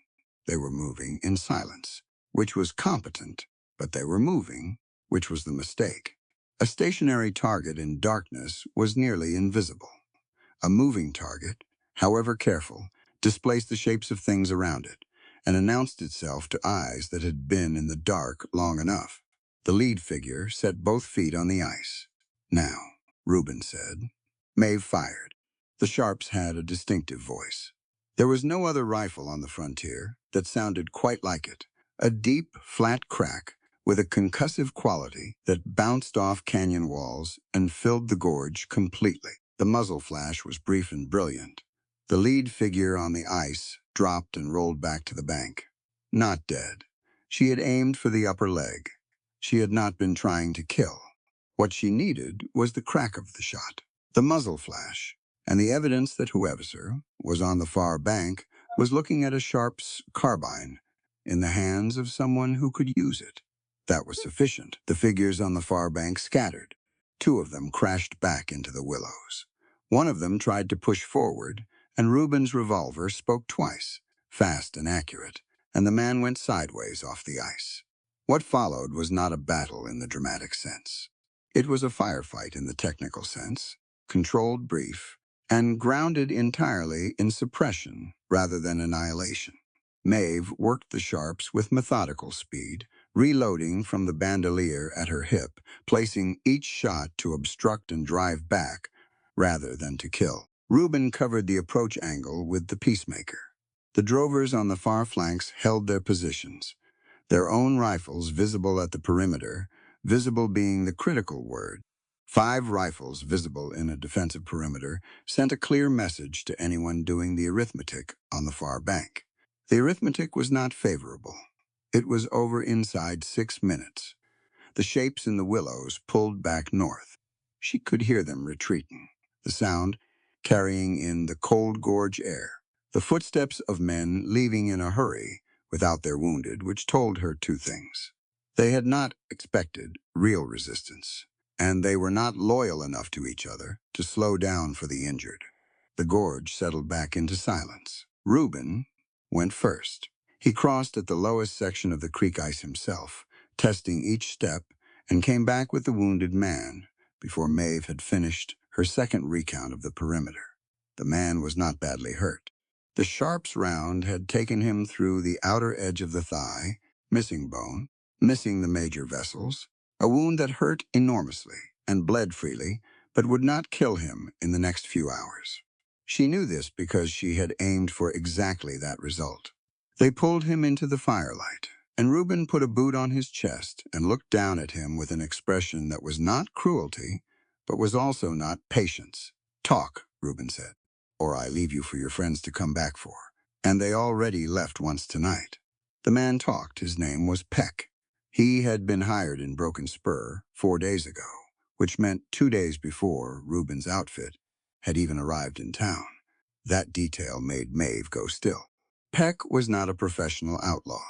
He was a broke ranch hand who had been offered more money than he had seen in a year to ride with a crew and do what he was told. He had the particular look of a man who had made a calculation that now appeared, in the firelight, with his leg bleeding and his crew gone, to have been badly wrong. He told them about the man who had hired them. Maeve knew the name before Peck said it. She had known it, in some unformed way, since the moment she had seen Thaddeus Vance coming out of the farrier's shop the morning Reuben arrived in town. But what came next she had not known. Vance had not hired them to steal the horses. That was the misdirection. The real objective was to scatter the herd, pin the subsequent chaos on the O'Callagans by planting specific evidence at the campsite, and use the resulting legal claim to add a charge of supplying outlaws with weapons and stolen intelligence to the case Vance was already building against Sean. "What case?" Reuben said. Peck looked at Maeve, then at Reuben, then at the ground. He was working through his remaining options, which were limited. Reuben applied slightly more boot pressure to the man's sternum. "He's been building it for 2 months, Peck said, against the old cripple. "O'Callahan. Something about the land under the forge." Maeve crouched down to Peck's eye level. "Speak plainly," she said. Her voice was controlled. carefully, deliberately controlled. Peck met her eyes for a moment, and then looked away, which was the honest tell of a man who found the thing he was about to say easier to deliver to the ground than to the person it concerned. The forge sits on the only artesian spring on the railroad. Right of way, he said. Vance has already sold the mineral rights to the railroad company, but the deed on the O'Callahan property predates his claim, so he can't move on it legally. He needs your father gone. The arms charge was supposed to do it. A pause. They were going to hang him. The word hung in the freezing air. Maeve stood. She stood very still for a long moment, the sharps at her side, the gorge wall black behind her, the fire throwing its yellow light across the campsite, and the wounded man on the ground, and Reuben's face, which was watching her with that same careful attention he brought to everything that mattered. Her father, alone in the forge house in Broken Spur, 11 miles east through the gorge. Sean O'Callahan, with his wool blanket and his tin mug, and his hands that still looked like a working man's hands, even though the work had been taken from him. Sitting by a fire he did not know was already being built under him. "How long has Vance been planning this?" she said. "Since October," Peck said, "when the railroad survey came through." "And Galt?" Reuben said. Peck's face shifted. The name produced something that was not quite fear, but was close to it. "Galt's been Vance's man since last year. He does the things Vance can't put on paper." Reuben looked at Maeve. She was already thinking through the geography. 11 miles through the gorge to Broken Spur's eastern approach. On horseback, in the dark, through the lower gorge trail she knew by memory, she could do it in 4 hours. Maybe 3.5 if the ice on the creek bend held the shortcut route. "We need to move," she said. "At midnight," Reuben said, through the dark section of the lower gorge. Yes. He did not argue with her assessment, or tell her it was dangerous, or suggest she wait until morning. He looked at the gorge entrance for 2 seconds, calculating, and then he looked at Greer. "Get my horse," he said. "Boss, get my horse, Greer." And hers. He was already moving to his saddlebags. "Your trail, boss, until I'm back. You know the exit route. You know the delivery contact in Colorado. If we're not back by the time you clear the gorge, you finish the drive." Greer looked at Maeve. Something passed between them that was not quite acknowledgement and not quite apology, and was in some ways more valuable than either. He went to get the horses. Reuben crouched beside Peck and wrapped the thigh wound with a bandage from the cook's supply kit. Clean, competent, no more than the wound required. Peck watched him do it with the expression of a man recalibrating who he was dealing with. "You're going to rest here tonight," Reuben told him. "My men will see you to the gorge entrance in the morning. After that, you're on your own. If you come back to Broken Spur in the next year, I'll know, and that conversation will go differently." Peck nodded. Reuben straightened and came to where Maeve was checking her rifle and her ammunition supply. She had 11 rounds in the bandolier and 4 more loose in her coat pocket. It was enough. "The shortcut through the lower creek bend," she said. "You'll need to follow exactly where I ride. Don't give your horse his head. The ice on that section is reliable in the center, but soft on both edges." "Understood." "And Reuben," she turned to face him directly. "My father doesn't know any of this. He's there alone." "I know," he said. "We have to be back before morning." "Then we ride now," he said, "and we don't stop." Greer brought the horses. Maeve checked her saddle girth and the scabbard, mounted in one smooth motion, and turned her horse toward the dark mouth of the gorge. Behind her, the campfire burned down slowly. The longhorns breathed and shifted in their sleep. The wounded man on the ground stared at the sky and said nothing more. Reuben came up alongside her. She looked at him once, briefly, and found his expression set and ready, the face of a man who had decided on a course and was done deliberating. She touched her heels to her horse and moved into the dark. Reuben matched her pace without being told. The gorge swallowed them, and the sound of the camp fell away behind them, and there was nothing ahead but the black trail and the frozen creek and 11 miles between them and the man who had taught Maeve O'Callahan how to listen to iron. before it showed its color. She rode hard. The third morning in Devil's Gorge arrived without color. That was the first sign. Maeve had lived in mountain country long enough to know that a sky without color at dawn was a sky with something in mind. No pink along the ridgeline, no gradual blue bleeding into the dark, just a flat pewter nothing, pressing down on the canyon walls, like a lid being fitted over a pot. She was already up. She'd been up since 4, checking the horses by lantern light, listening to the gorge the way her father had taught her to listen to iron.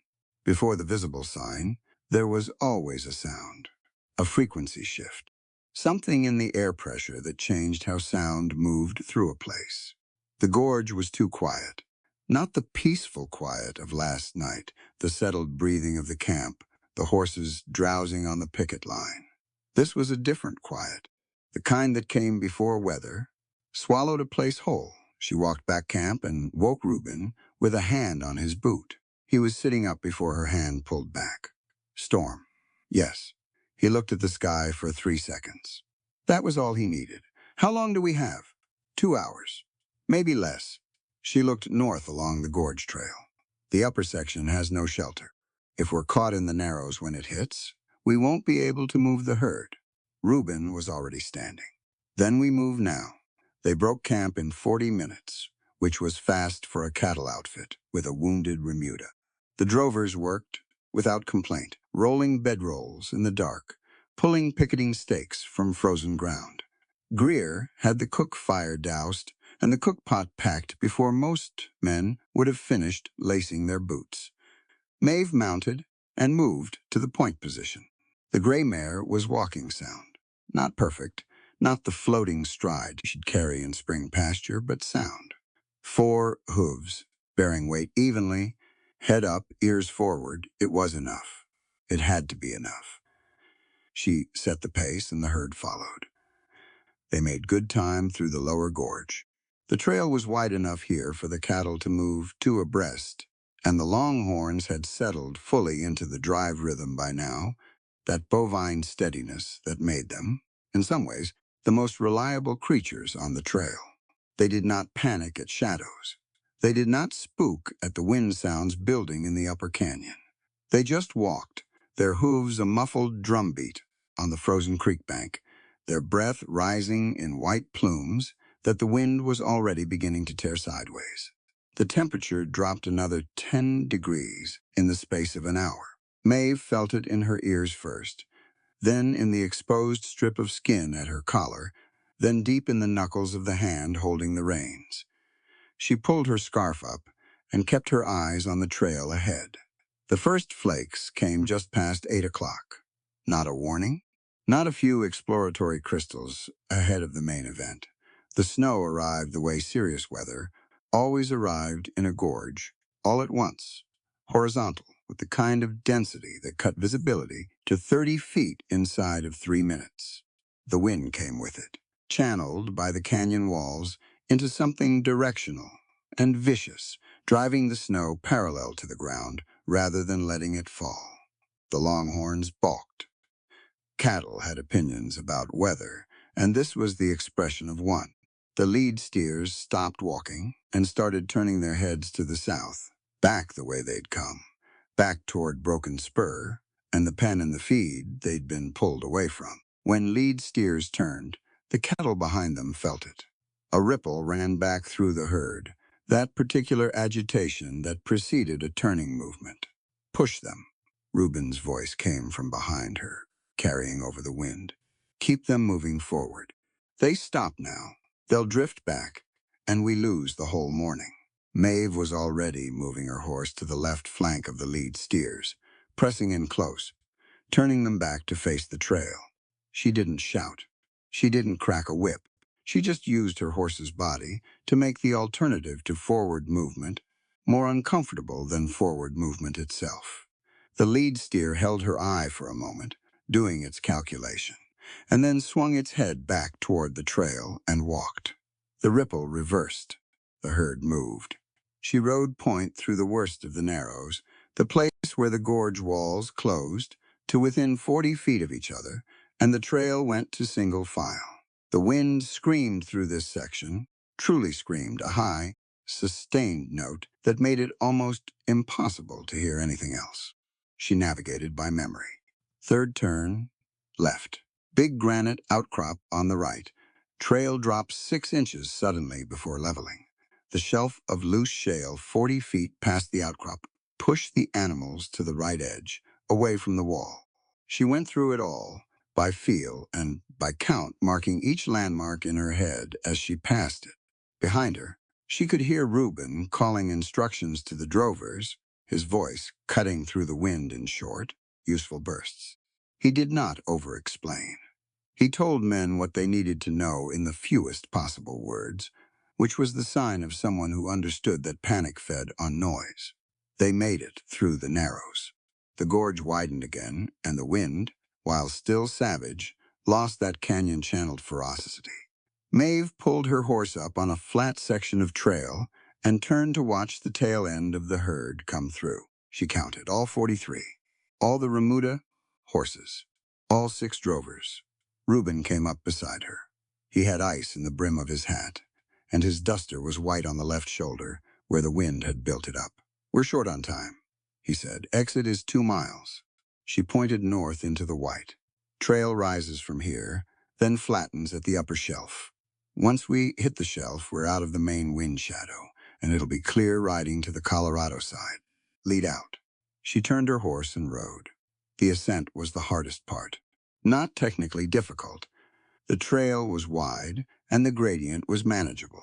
But uphill into a headwind in a blizzard, with 43 longhorns behind you, and a wounded remuda that needed to be kept at a pace that didn't stress the recovering gray mare, that was a different calculation entirely.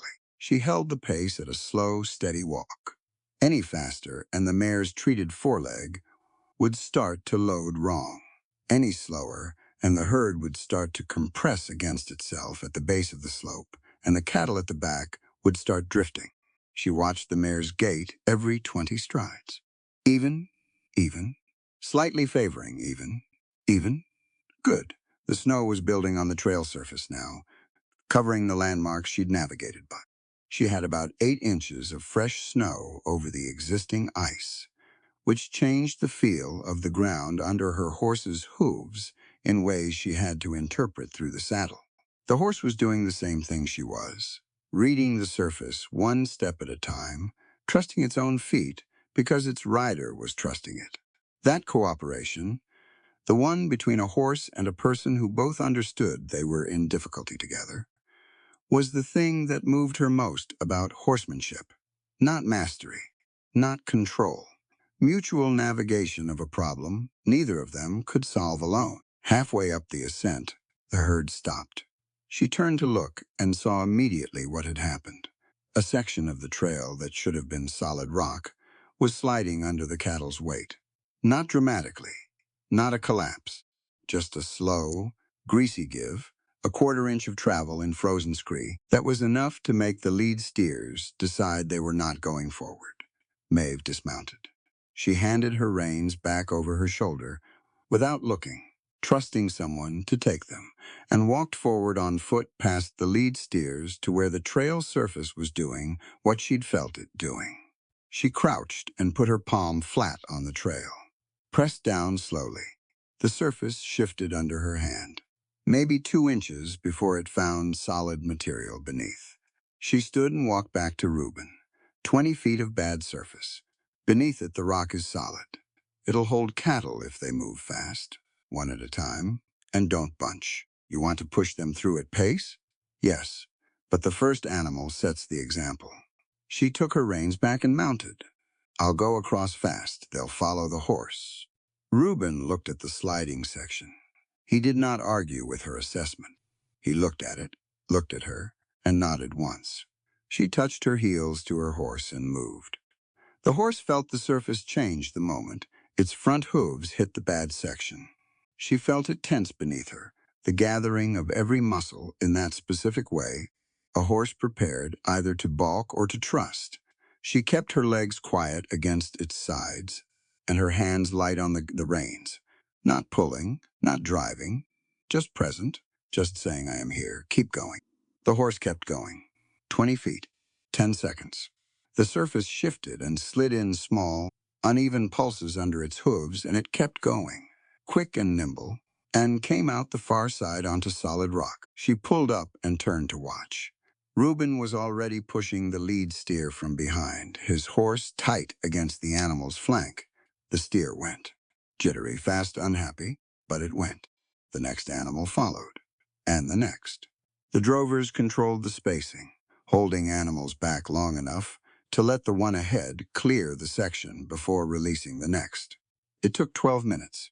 43 longhorns and 7 horses crossed 20 feet of bad trail one at a time, with 2 drovers on each side to catch any animal that started to go wrong, and every single one of them made it.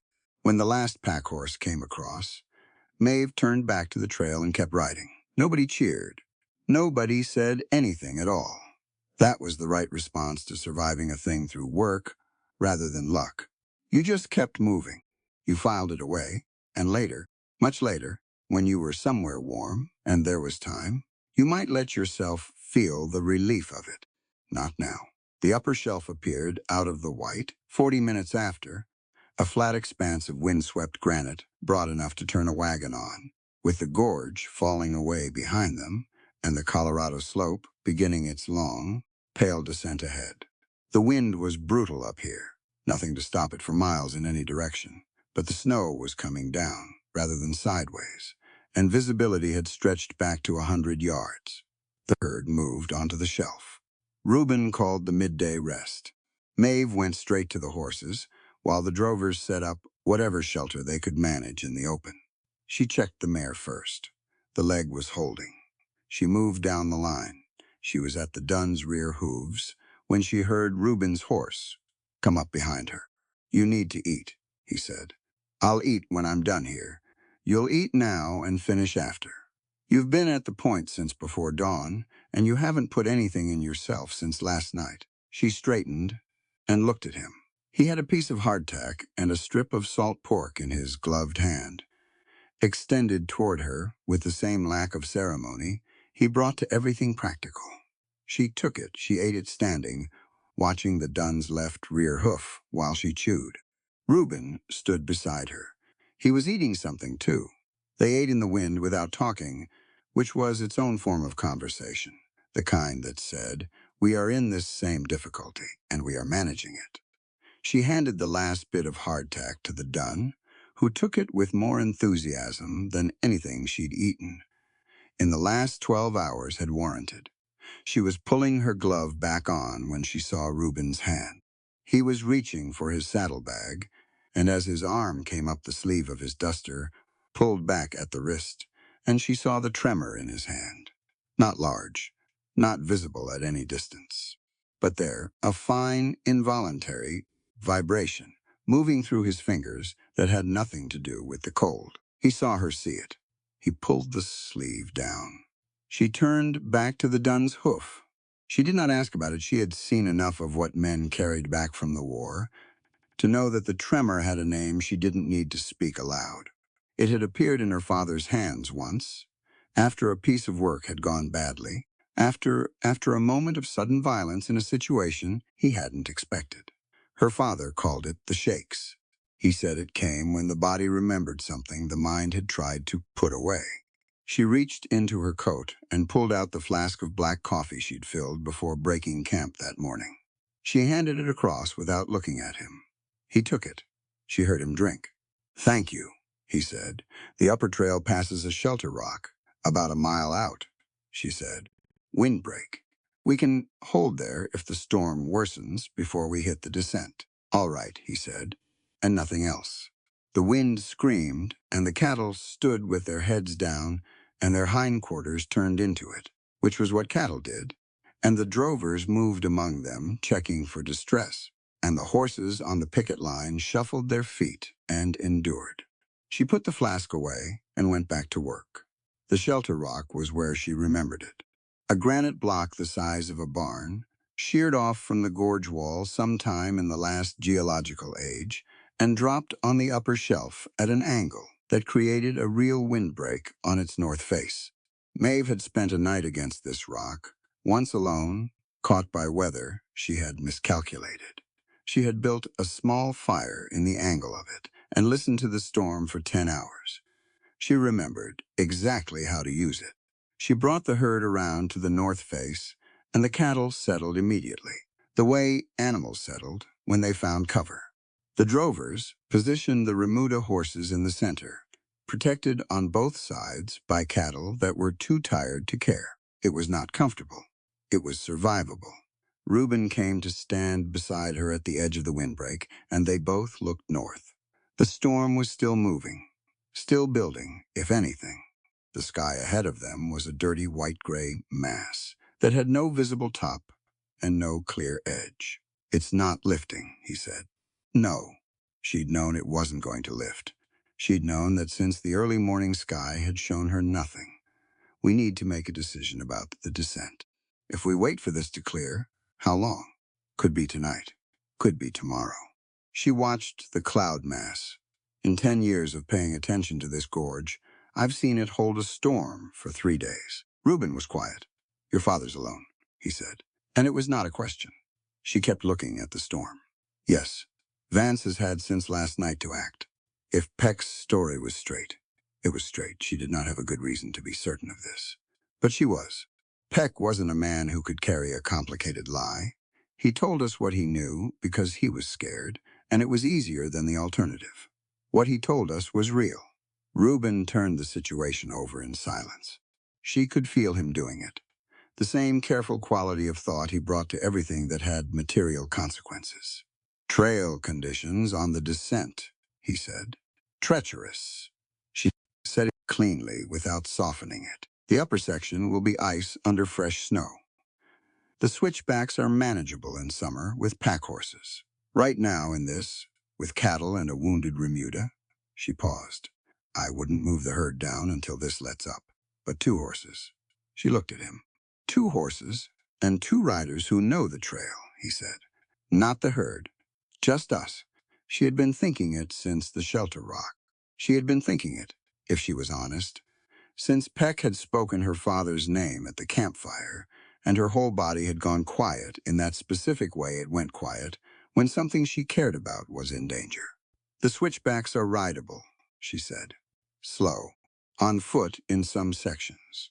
How long to Broken Spur from the base of the descent?" 2 hours in clear weather. "Tonight, in the dark in this?"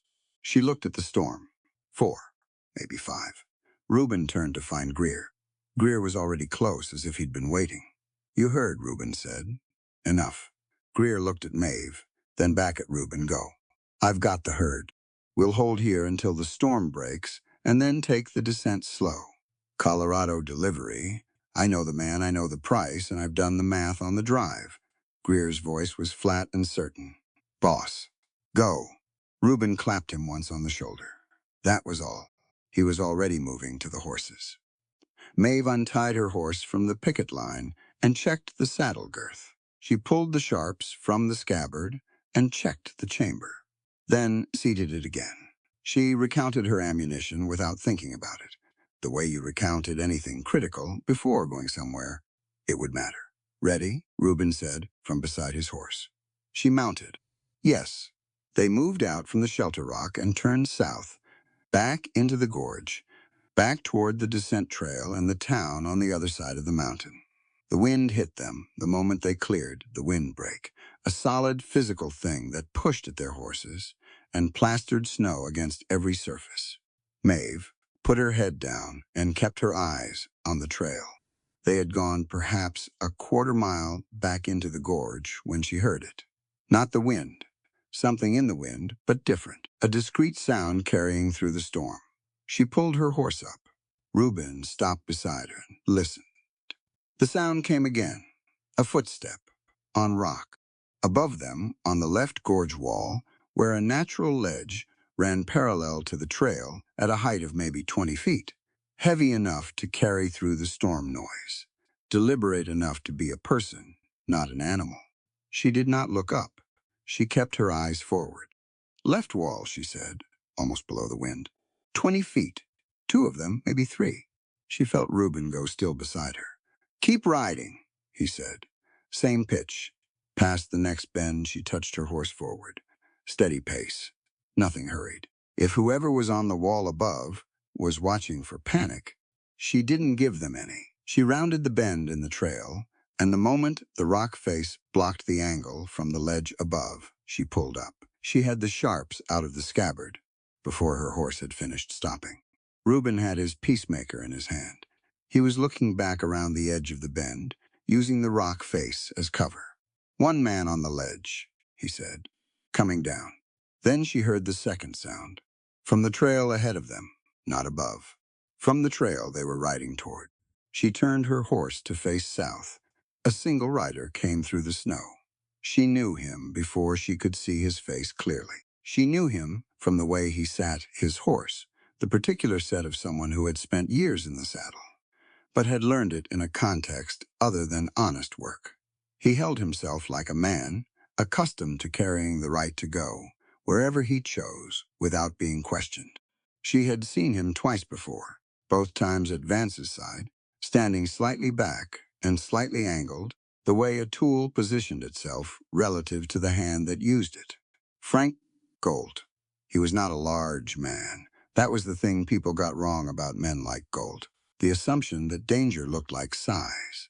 He was lean, ordinary-faced, wearing a long coat that was wrong for the weather in a specific way that told her the coat had not been chosen for warmth, but for what it covered.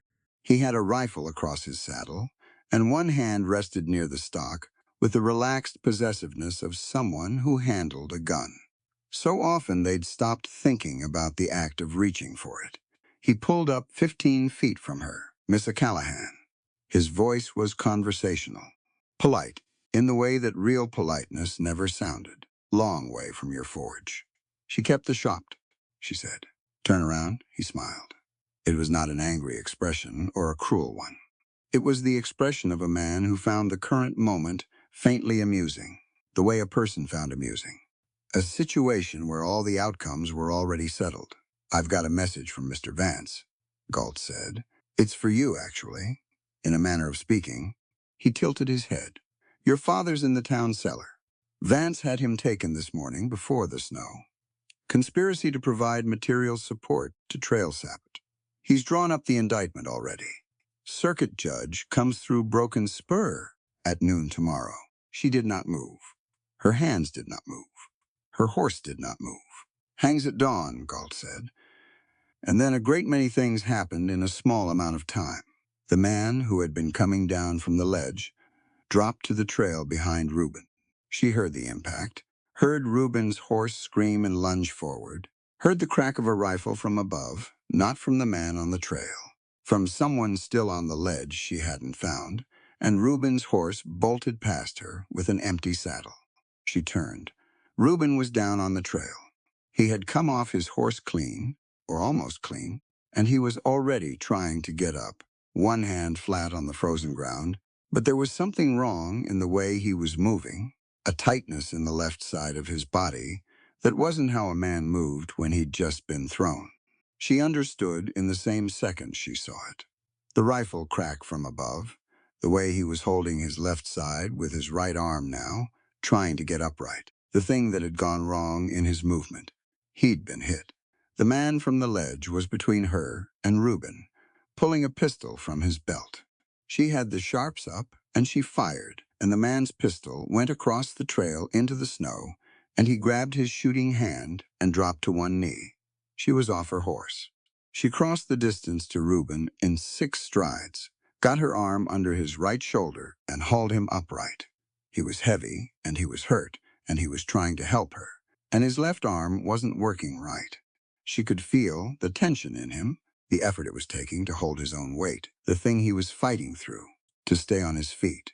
Maeve. His voice was controlled, but the control was costing something. Get on your horse. I'm getting you on my horse. There's another. She heard the third man before she saw him. Boots on rock, coming down from above, from somewhere further along the wall, dropping to the trail between them and her horse. She turned, putting Reuben behind her, and found herself looking at a rifle barrel 6 feet from her face. Galt's voice came from behind her. still in that conversational register. The rifle, please. She did not lower the sharps. The man in front of her had his rifle at his shoulder. Galt was somewhere behind. There was still the man she'd shot in the hand, somewhere to her, right on the trail, in unknown condition. And Reuben was behind her, wounded, standing because he was forcing himself to stand, but standing. The geometry was not good. She lowered the sharps, set it down. She set it on the trail. Now we can talk, Galt said. He came around into her line of sight, dismounted, handed his reins to the man with the rifle, and walked toward her with his hands loose at his sides. He stopped 5 feet away. Here's the practical matter, he said. You go back through the gorge, get back to that cattle outfit, and stay there for the next 3 days. Mr. Vance is a reasonable man. You stay out of Broken Spur until the O'Callahan business is concluded. He's willing to entertain an arrangement about the forge property. Sell it clean. You keep enough to start somewhere else. You're going to hang my father, Maeve said. Galt's expression did not change. Frontier justice moves fast. That's not personal. That's administrative. Behind her, she felt Reuben's hand find her shoulder. Not gripping, not pulling, just present. She understood from the pressure of it that he was telling her his status without speaking it aloud. I am still here. I am still upright. Tell me what you need. Walk away, Galt, Reuben said. The control in his voice was remarkable, given she could feel happening behind her. You're holding a losing hand. We have the ledger. We have the deeds. We have Peck's testimony. Galt looked at him. You rode 2 wounded horses through a blizzard to threaten an unarmed woman with a rifle at her face, Reuben continued. That's not the behavior of a man who has this settled. That's the behavior of a man who found out last night that he doesn't. Something moved in Galt's face. Not doubt exactly, but a recalculation. The assessment of a man who had built a plan around one set of variables and was now encountering additional ones. The ledge, Maeve said quietly, to Reuben, not looking away from Galt. Left. How far? 10 feet, Reuben said. 30 down. She had seen the ledge on the left wall from the trail below. She had thought it was a navigational landmark. She had not thought of it as anything else until this exact second. Galt's hand moved toward his coat. She moved first. She threw herself sideways, away from Galt's hand, away from the rifle in front of her, and she hit Reuben with her full weight, and they went over the edge of the trail together. She heard the rifle go off above them. She heard Galt shout something, one word, the rest lost in the wind. The ledge was not 30 feet. It was 15. They hit the snow-covered rock shelf below the trail with a force that drove the air out of her completely. A white, total impact, and for a moment there was nothing but sensation, cold and weight, and the sharp edge of stone under her left hip, and then the sensation resolved back into information, and she was lying in deep snow on a ledge, with the gorge falling away below her feet, and Reuben was beside her and not moving. Reuben. Nothing. Reuben. She got to her hands and knees. Her hip screamed at her, and she did not listen to it. She got to him and put her hand on the side of his neck and found his pulse. And it was there, present, real, fast and uneven, but real. He was breathing. She looked up at the trail edge above them. Through the snow and the wind, she could see the shapes of men at the edge, looking down. She heard Galt's voice, not the words, just the tone. And the tone said he was giving instructions. They had 2 minutes, maybe less. She looked at the ledge. It ran south along the gorge wall, narrowing as it went, 15 feet wide where they'd landed, maybe 5 feet at the far end where it curved out of sight. The snow was deep enough on the ledge to have cushioned the fall, but deep enough also to make every movement effortful and slow. She got her arm under Reuben's shoulder.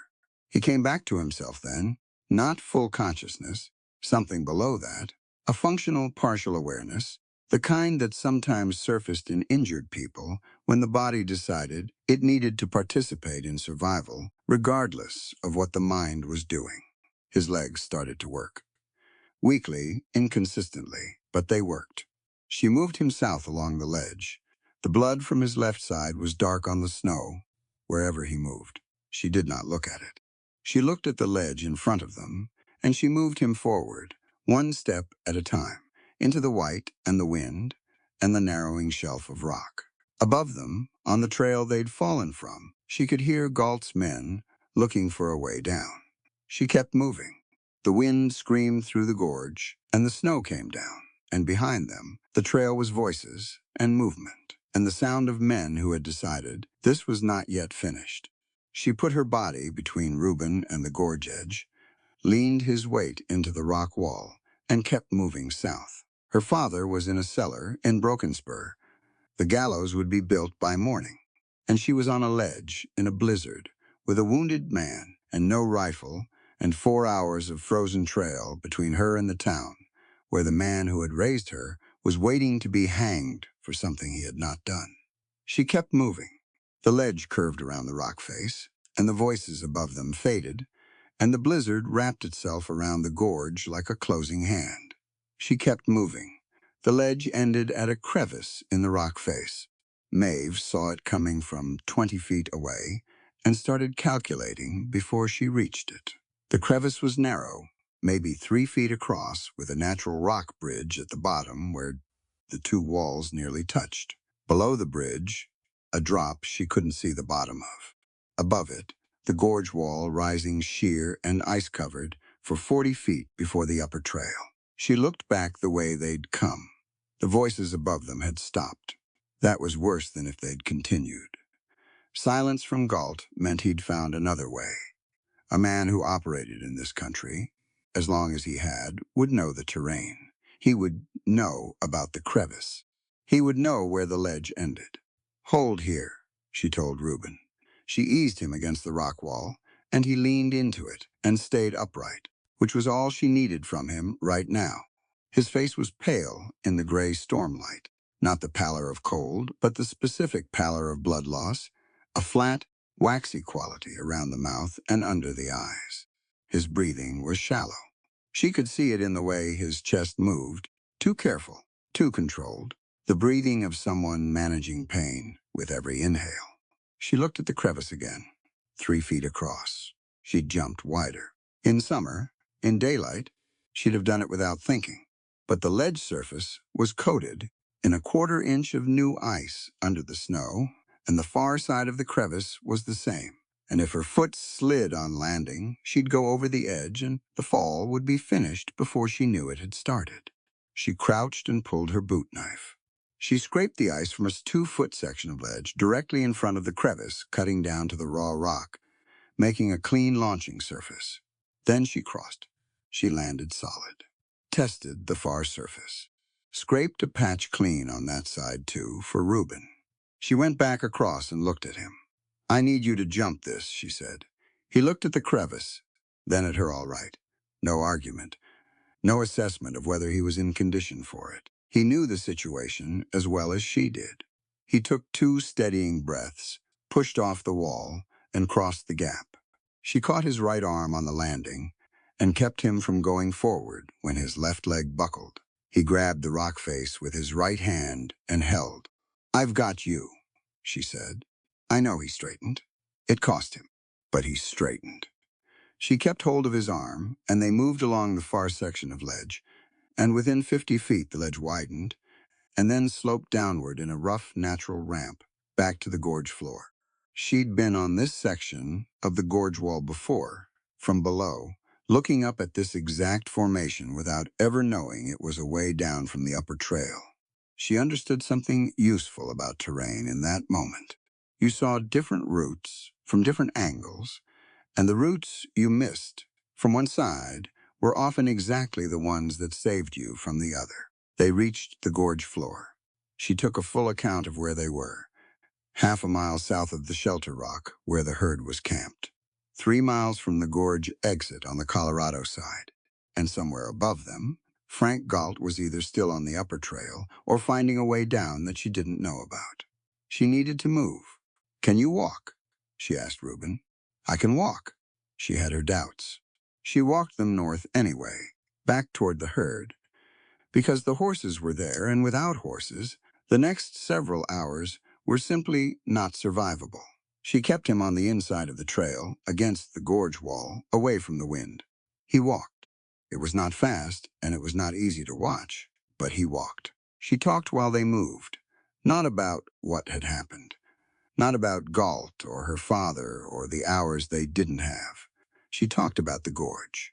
She told him about the crevice formation they'd just used, how the rock type up here was different from the lower sections, older granite with a different mineral content, how you could see the color change in the wall if you knew to look for it, how her father had explained once that iron ore in rock changed the color of the stone the way mineral content changed the color of a fire.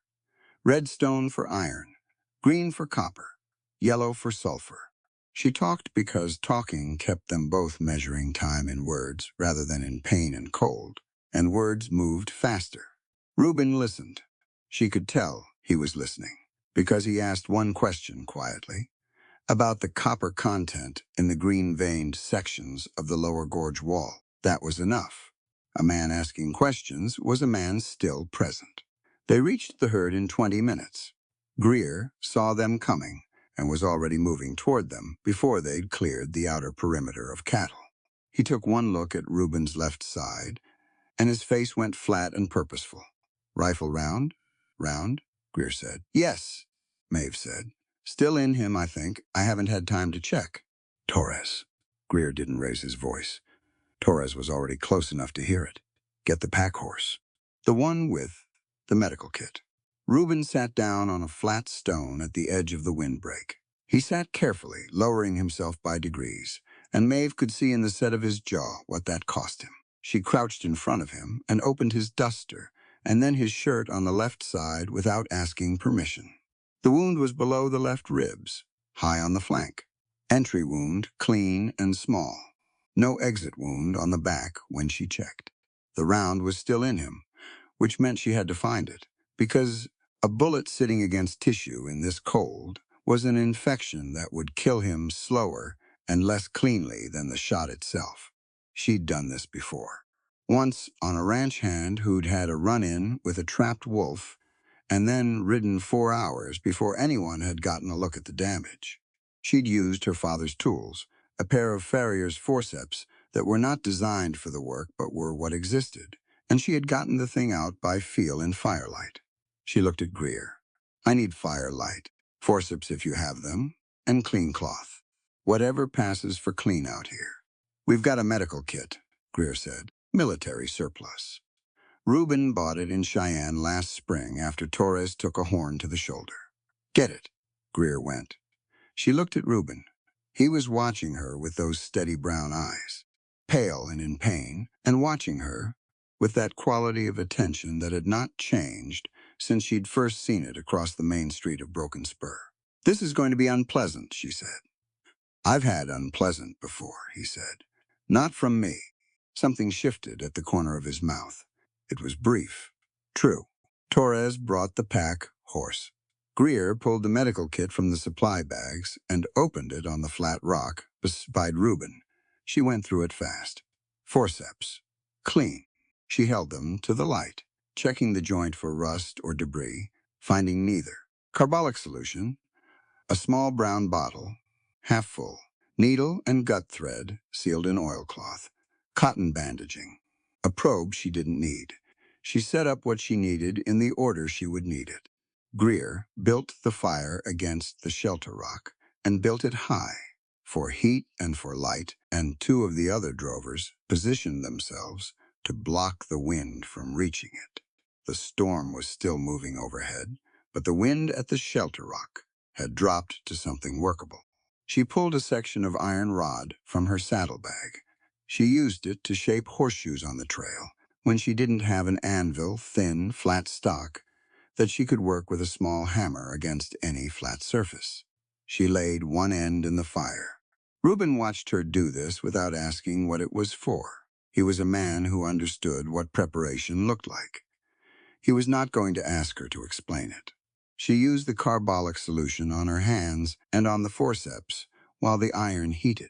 Carbolic killed what you couldn't see, the invisible things that moved into a wound and built infection from the inside. A military surgeon had explained this to her father years ago, passing through after a campaign, stopping at the forge for repairs. Her father had passed it to her, the way he passed everything important, by simply stating it as fact. Carbolic on the hands and the tools. Every time. Don't skip it because you're in a hurry. She was in a hurry. She did not skip it. She looked at Reuben. I need you on your right side. Lying flat. Greer helped him down. Reuben made no sound during the repositioning except one short exhale when his left side met the ground. And then he controlled it and went quiet. She worked by firelight and by feel. The forceps went in along the track of the wound, which she found with the probe first, mapping the angle and the depth, the way you mapped a crack in a hoof wall before you treated it. You didn't go into the problem blind. You understood the geometry first. The bullet had traveled at a downward angle, which meant the shot from above on the gorge wall. It had not hit bone. She could feel that.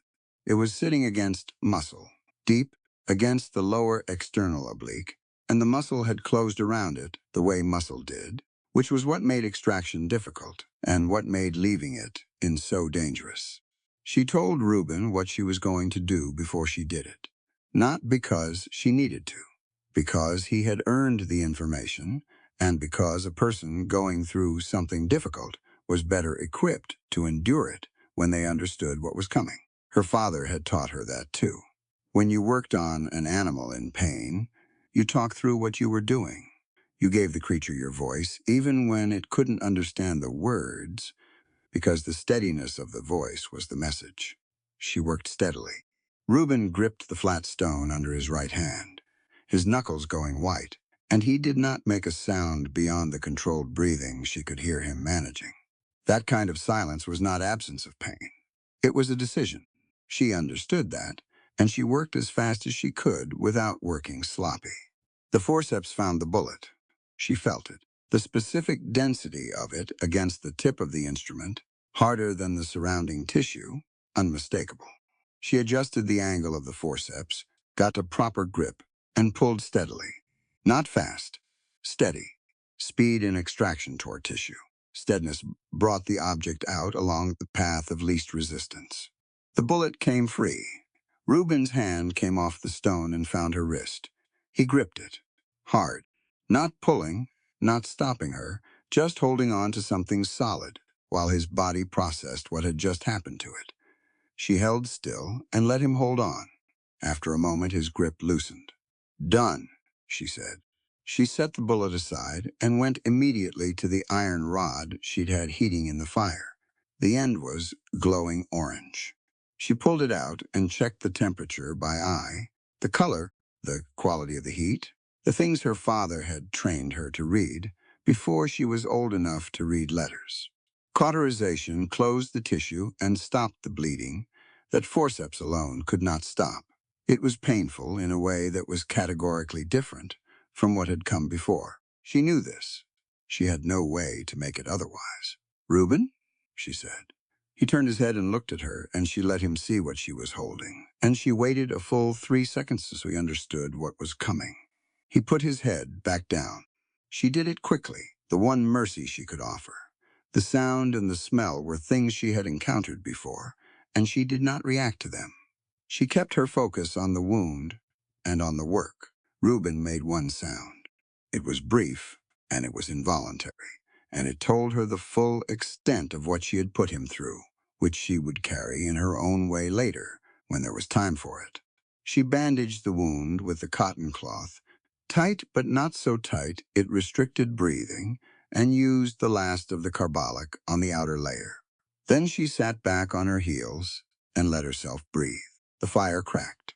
Snow moved in the upper air above the shelter rock. Greer was crouched on the far side of the fire, watching her, his expression doing something complicated. She met his eyes, and he nodded, once slowly. He'll need to stay warm, she said. And still, if he'll stay still. She looked at Reuben, who had closed his eyes. Will you stay still? No, Reuben said, without opening his eyes. She had expected that answer. She pulled the wool blanket from her own saddlebag and laid it over him. An hour, she said. You give me 1 hour before we argue about this." He did not answer, which she took as agreement. She stood and looked at Greer. "Galt is somewhere in this gorge. He had at least 2 men with him. Maybe more. You need eyes on the South Trail approach." "Already done."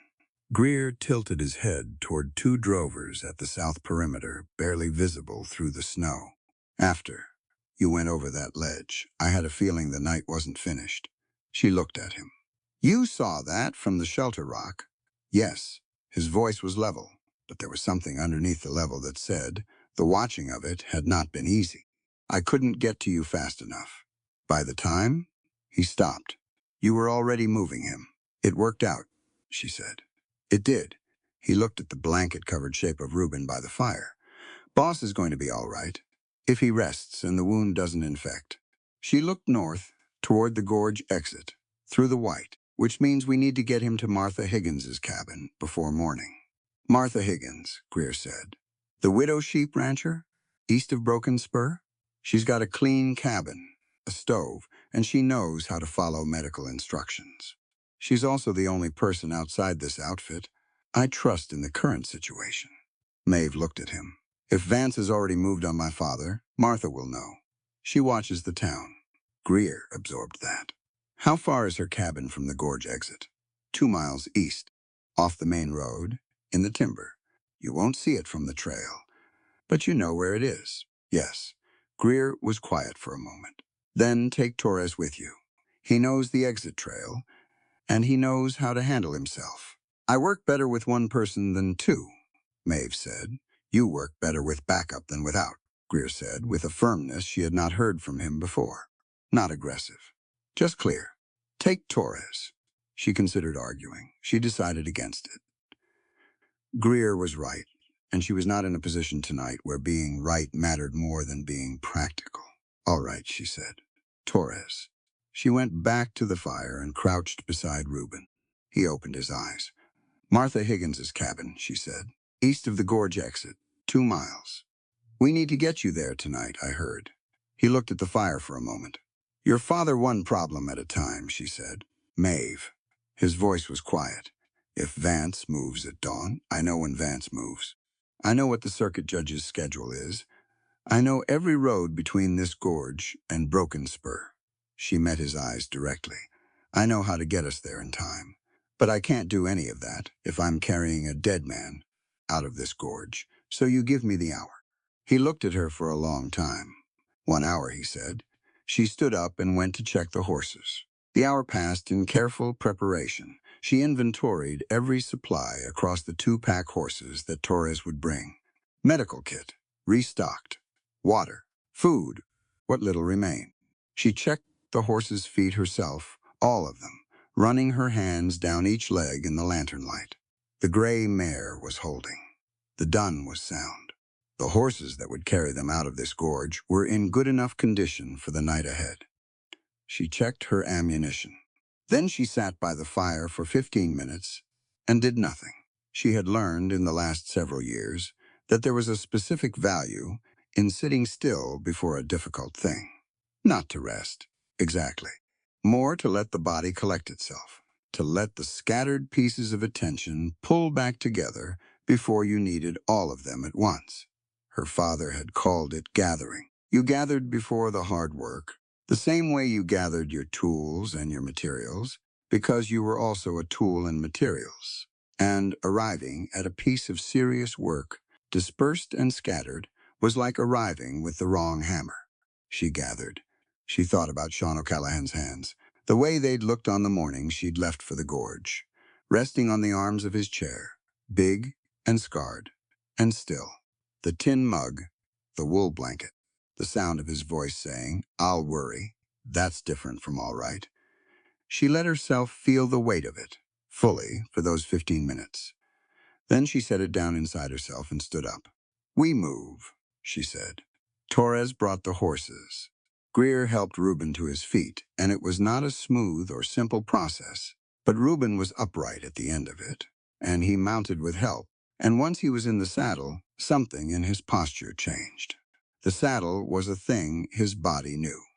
It offered a structure his muscles could work with, even when other things were not working as they should.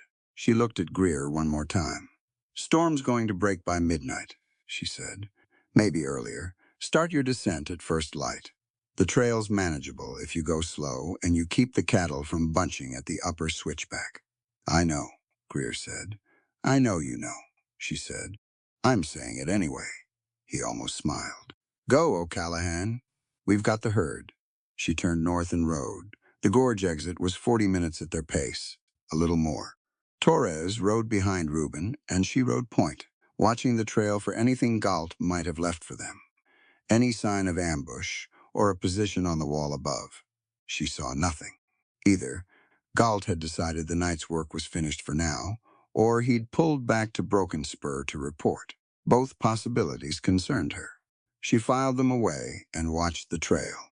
The gorge opened at last into the broader Colorado slope, the rock walls pulling back, and the sky expanding overhead, and the storm up here was lighter, the snow coming down at an actual vertical angle instead of sideways, visibility out to 150 yards. The temperature was still brutal, but the wind had dropped. She turned east at the gorge mouth, onto a track through the timber that was not visible from the main road because it wasn't meant to be. Martha Higgins had come to this land after her husband's death, and she had built her cabin and her sheep operation with the deliberate, practical invisibility of a woman who understood that visible things got taken. The track wound through lodgepole pine, 2 inches of fresh snow on the ground under the trees, the branches above holding most of the fall, so the riding was easier here than in the open. Maeve went from memory, counting turns and landmarks. She had memorized years ago the same way. She memorized everything important, by repetition and by use. Third stand of big pines on the left. Creek crossing, frozen solid. Slope upward to the ridge. Cabin on the far side. She smelled the wood smoke before she saw the light. A single lamp in the window, burning low. The cabin was a solid structure, built by a man with a good sense of material, and maintained since his death by a woman with a better one. The logs were chinked tight. The roof showed no sag. The sheep pen to the east was enclosed, the animals inside making small, settled sounds. Maeve dismounted and knocked. There was a pause. The lamp moved. A voice from inside, sharp and awake despite the hour. "Who's there?" "Maeve O'Callahan." The bar lifted on the other side, and the door opened, and Martha Higgins stood in the frame with a shotgun in her hands, and the particular expression of a woman who had answered her door in the middle of the night, often enough to have learned not to look surprised about it. She was 60-something, though she'd never specified, with the compact, squared-off build of someone who had done physical work outdoors for most of their life. Her gray hair was braided down her back. Her eyes moved from Maeve to Torres to Reuben, still mounted, and her expression shifted from cautious to clinical in one transition. "Get him inside," she said. She stood the shotgun beside the door and had a second lantern, lit before Maeve and Torres had Reuben dismounted and moving toward the cabin. She cleared the table with 2 sweeps of her arm, moving a basket of wool and a tin of needles to the shelf above the stove. And by the time they got Reuben horizontal on it, she was already filling a pot with water from the bucket by the door. "Bullet wound?" Martha said. "I've extracted it," Maeve said. "Cauterized and bandaged. The bandaging needs to come off, and the wound needs to be cleaned properly and rebandaged with something cleaner than trail cotton. I've got clean cloth." Martha was already at the chest by the wall, pulling material. "And I've got willow bark tea, which won't do nothing about the pain, but will help the fever when it comes." She looked at Reuben's face. "And it'll come." "I know," Maeve said. "You did good work on the road," Martha said, looking at the bandaging. "Whoever taught you, field medicine knew their trade, my father, and a surgeon who stopped at our forge the winter I was 14. Martha made a sound of approval and went to work. Her hands were steady and thorough, and she explained what she was doing as she did it, not to Maeve, but to Reuben, because he was the one it was being done to, and he had a right to the information. Maeve stood beside the table and watched, and held the lantern where Martha needed the light. Reuben submitted to the process. He was awake, though his eyes were half closed, and he answered Martha's direct questions in short, accurate sentences. He did not complain, and he did not give them drama. He was the best possible patient in the sense that he required no emotional management, which freed both women to focus entirely on the work. When Martha had the wound cleaned and dressed, and Reuben had a cup of willow bark tea in his hand, she looked at Maeve with the direct assessment of a woman who had known her since she was 17. "Your father," Martha said. "Tell me what you know," Maeve said. Martha sat down at the table's edge. She folded her hands in her lap and looked at them for a moment, which was the only preparation she gave herself before difficult things. "Vance had him taken yesterday morning," she said, "just after you left with the outfit. Galt rode in with 2 men and a paper that said conspiracy charges. Your father didn't fight it. He told them to mind the forge fire on their way out." She paused. "They didn't." Maeve went still. "The forge is all right," Martha said quickly. "Sam Tolley from the livery saw what was happening and went in and pulled the fire down before it spread. The building's standing. But the forge fire's out. The forge fire. Her father had kept that fire burning for 22 years. It was the first thing he'd lit when they'd arrived in this country, and the last thing he checked every night before sleeping. The fire going out was not a practical loss. It was a statement. It was Thaddeus Vance telling Sean O'Callahan what he thought of 22 years of honest work. She breathed through it. "The circuit judge," she said, "comes through at noon today." Martha looked at the window at the dark outside. "It's past midnight now. You've got maybe 10 hours. 10 hours. Maeve ran the arithmetic. 2 hours to Broken Spur in current conditions. Maybe 2.5. That left time. Not a lot of it, but time. "The charges," Maeve said. "Has anyone in town heard the details?" "Conspiracy to provide material support to trail saboteurs." Martha's mouth flattened. "That's what Galt's telling people. He's saying the O'Callahan forge was used to supply weapons and intelligence to the outfit that hit Reuben Cole's herd in the gorge." She paused. "Most people don't believe it. But most people also aren't going to say so out loud while Galt's walking around." "We have evidence," Maeve said. "The ledger and the deeds, the courier's pouch." Martha looked at her, then past her toward the door. "Speaking of which," Martha said. She rose from the table and went to the far wall, to the chest she'd pulled the cloth from earlier. She reached behind it, into the gap between the chest and the wall, and pulled out a leather mailbag. It was stiff with dried blood on one corner. She carried it to the table and set it down. Maeve looked at it. "A courier came through 6 days ago," Martha said, "headed for Broken Spur. He stopped here for water, the way they sometimes do." He was nervous, kept looking back over his shoulder. "He asked me to hold this for safekeeping, said he'd come back for it." She touched the edge of the bag. "He didn't come back. I heard later that a body had been found in the timber south of the road. Young man, mail rider. Galt had been in that direction the same morning." She unfastened the bag and laid it open on the table. Inside were papers. Maeve picked up the first one and brought it close to the lantern. A deed transfer. Forge property. The O'Callahan forge property, signed by Sean O'Callahan, dated 3 months ago. Sean's signature was wrong. She would know her father's handwriting anywhere. She had learned to write by copying it.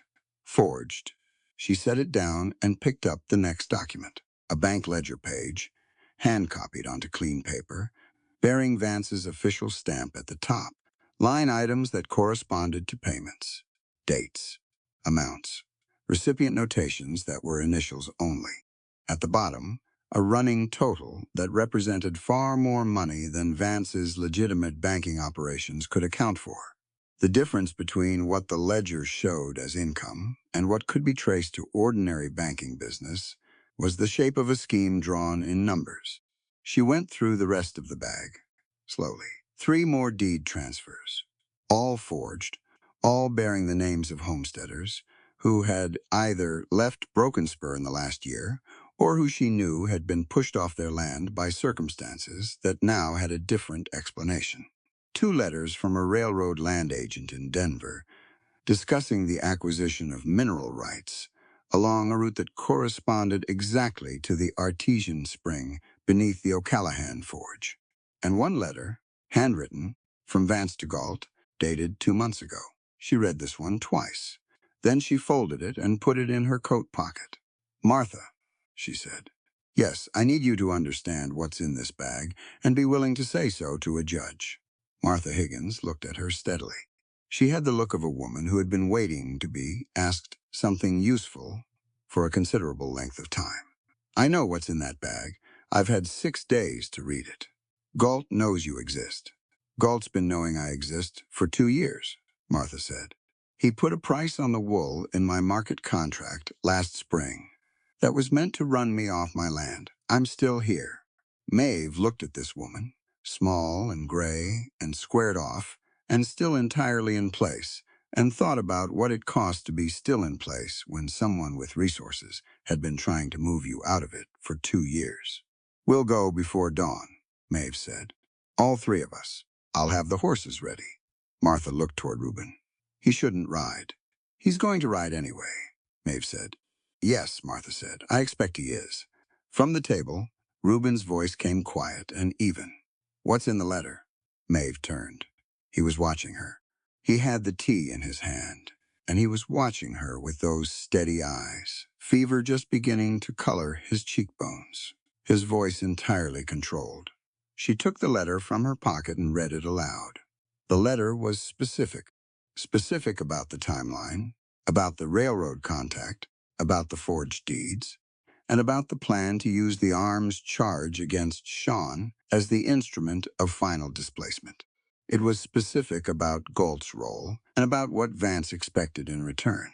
It was written in the clear, unsentimental prose of a businessman who was accustomed to having his instructions followed and who trusted the recipient enough not to speak in code.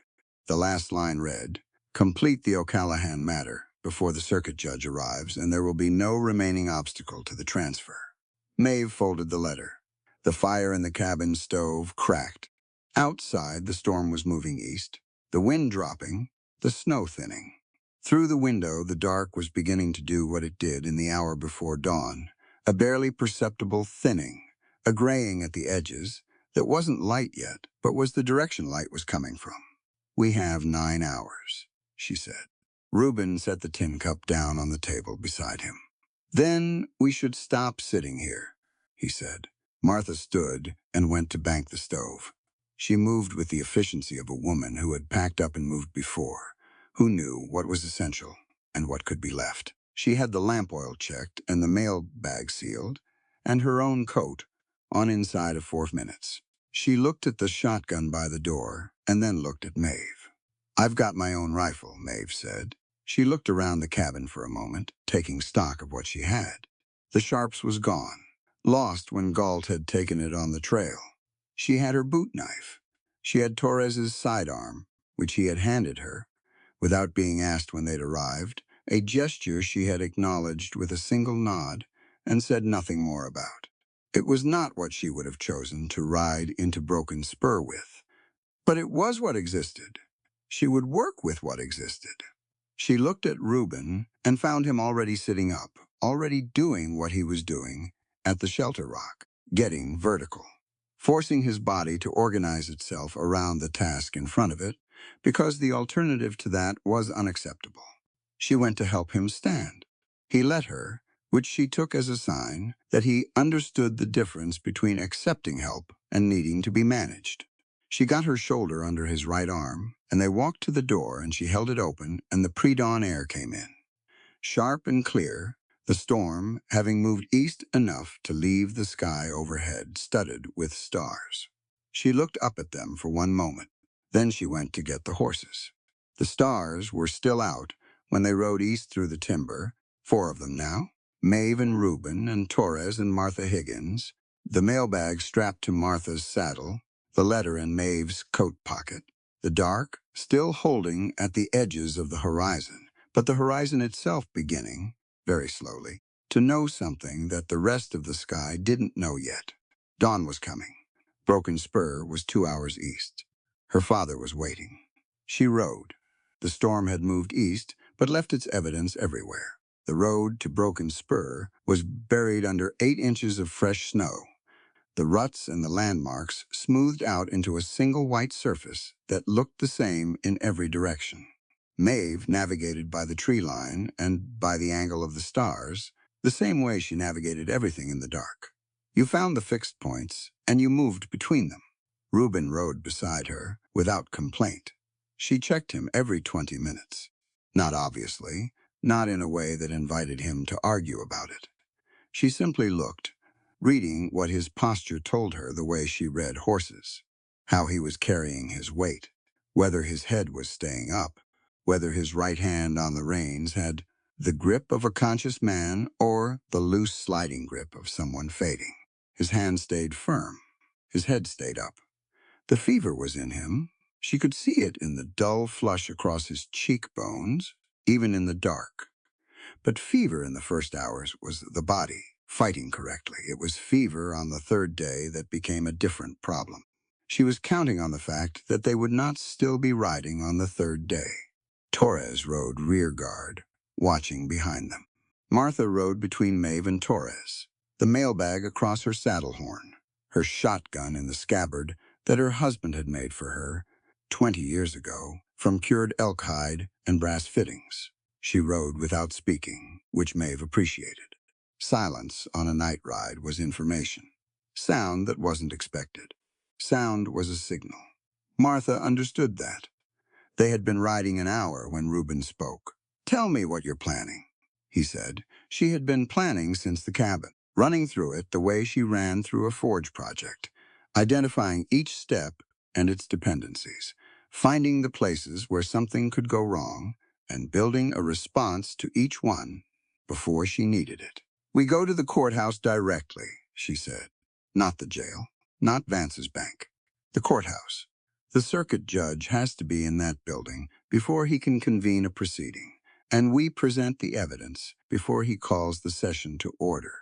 Vance will have men at the courthouse. He'll have Galt at the courthouse," she said. "Galt is one man. One man who took your rifle off you in a gorge. He had 3 men with him in the gorge, and I had no cover and you were down." She looked at him steadily. "The courthouse is a room with walls. The angles are different." Reuben was quiet for a moment. "You're going to walk in there, blazing. I'm going to walk in there with evidence sufficient to stop a legal proceeding," she said. "The blazing part depends on Galt." Maeve. His voice had changed register. Still level, but carrying something underneath it that was more than tactical. "If you answer murder with murder, you hand them the right to call you an outlaw forever. We break them with the truth, in front of the people they've lied to." She kept her eyes on the road ahead.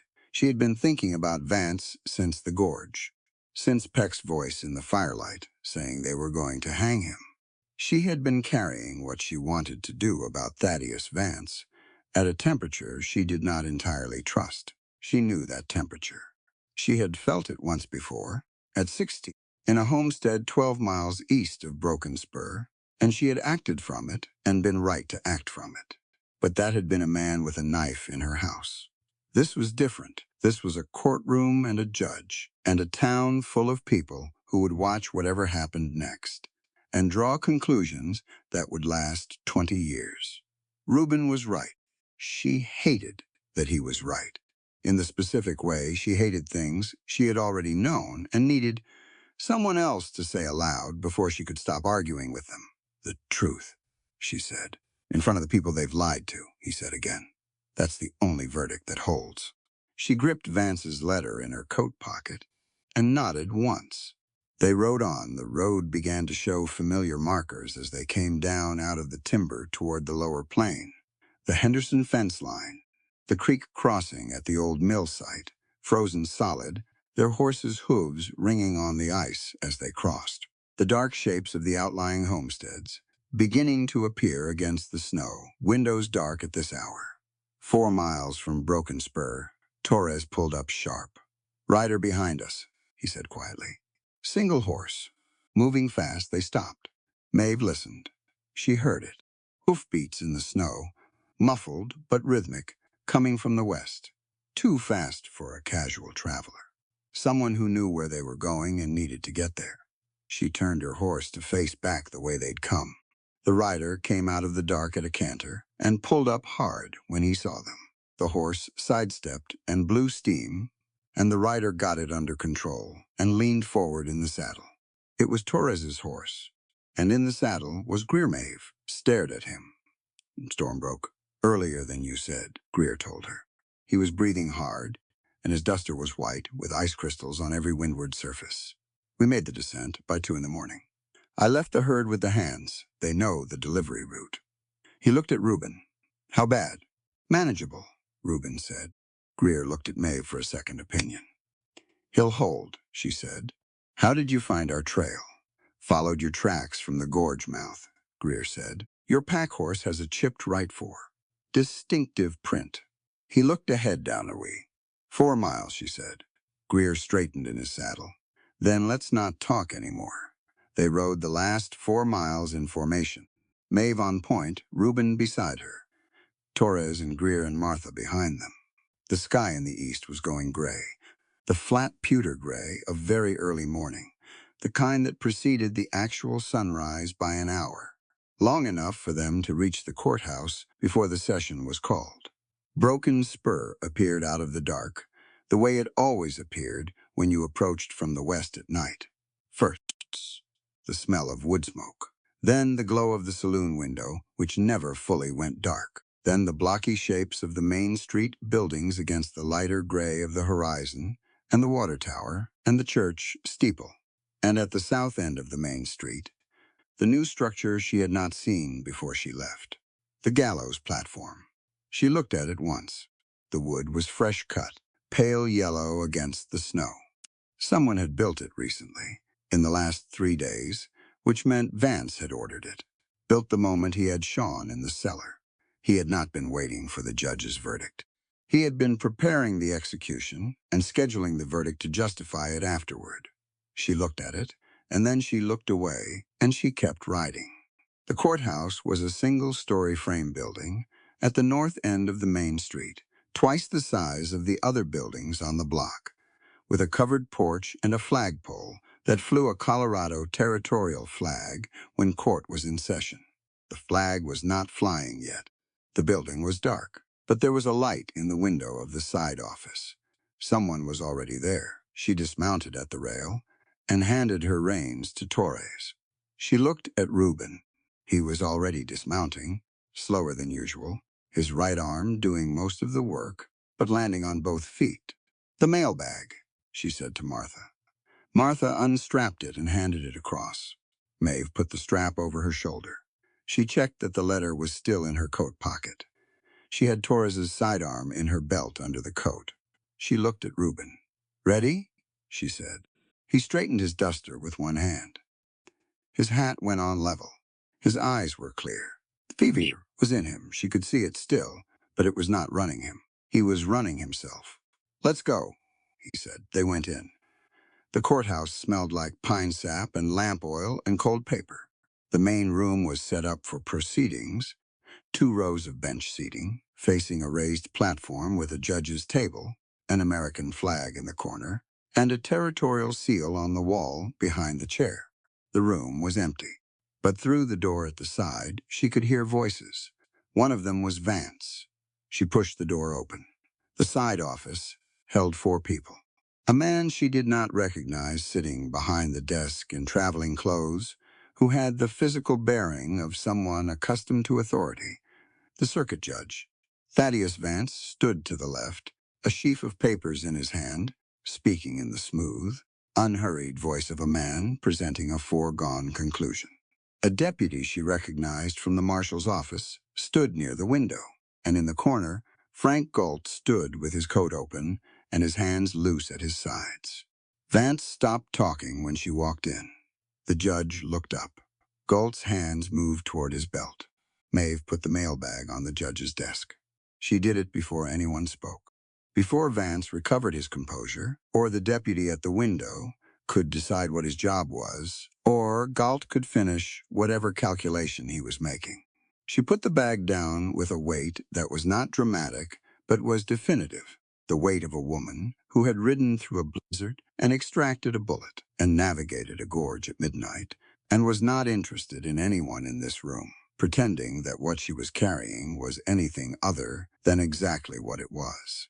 "My name is Maeve O'Callahan," she said. "My father is Sean O'Callahan, currently held in this town's cellar on charges brought by Thaddeus Vance. That bag contains forged deed transfers, embezzlement records, and correspondence from Vance to his hired man Frank Galt, detailing a conspiracy to displace multiple homesteaders in advance of railroad land acquisition." The judge looked at the bag, then at her, then at Vance. Vance had recovered. He was good at recovering. He arranged his face into the expression he used when he was being reasonable in public, a slight patient smile that said he was willing to humor an interruption before returning to the matter at hand. "Your Honor," Vance said, "this woman's father is the subject of the current proceeding. She has an obvious interest in disrupting. The courier who carried that bag was murdered on the road 6 days ago," Reuben said. He was in the doorway behind Maeve. His voice was level and unhurried, and it carried the particular weight of a man who had survived the night that had just passed, and was therefore not impressed by indoor conflict. Frank Galt was seen in the area. "There's a witness." Martha stepped forward from behind Reuben. Galt looked at Martha. Something moved in his face. The recalculation that Maeve had seen on his face in the gorge. The assessment of a man who had been tracking variables and had just found one he hadn't accounted for. "Your Honor?" Vance's voice had tightened by a quarter turn. "This is an orchestrated interference with a legal proceeding by parties with a documented financial interest." "The letter," the judge said. He had opened the mailbag. He was looking at the forged deeds. His expression had not changed significantly, which told her he was someone who processed information before reacting to it, a quality she found professionally reassuring. She reached into her coat and put the letter on top of the deeds. The judge read it. The room was very quiet. Galt moved. He was fast. She had known he was fast from the gorge. His hand cleared his coat, and the revolver was coming up, and Maeve had Torres's sidearm out of her belt, and the shot she fired took the revolver out of Galt's hand before he had it leveled. The gun skittered across the floor and hit the base of the wall, and stopped there. Galt grabbed his hand. Greer came through the doorway and had Galt by the collar before the echo of the shot had finished moving through the building. The deputy at the window had not moved. He was looking at Maeve with his own hands carefully visible at his sides, having made a rapid and sensible evaluation of the current situation. Reuben crossed the room and put his hand on the deputy's arm, not rough, not aggressive, just removing him as an active variable. The deputy allowed it. Vance had not moved from his position by the wall. He was still holding his sheaf of papers. He was looking at the judge with the expression of a man who had arrived at a scene he had constructed and found it constructed wrong. The judge set down the letter. "Mr. Vance," he said, "I'm going to ask you to remain where you are."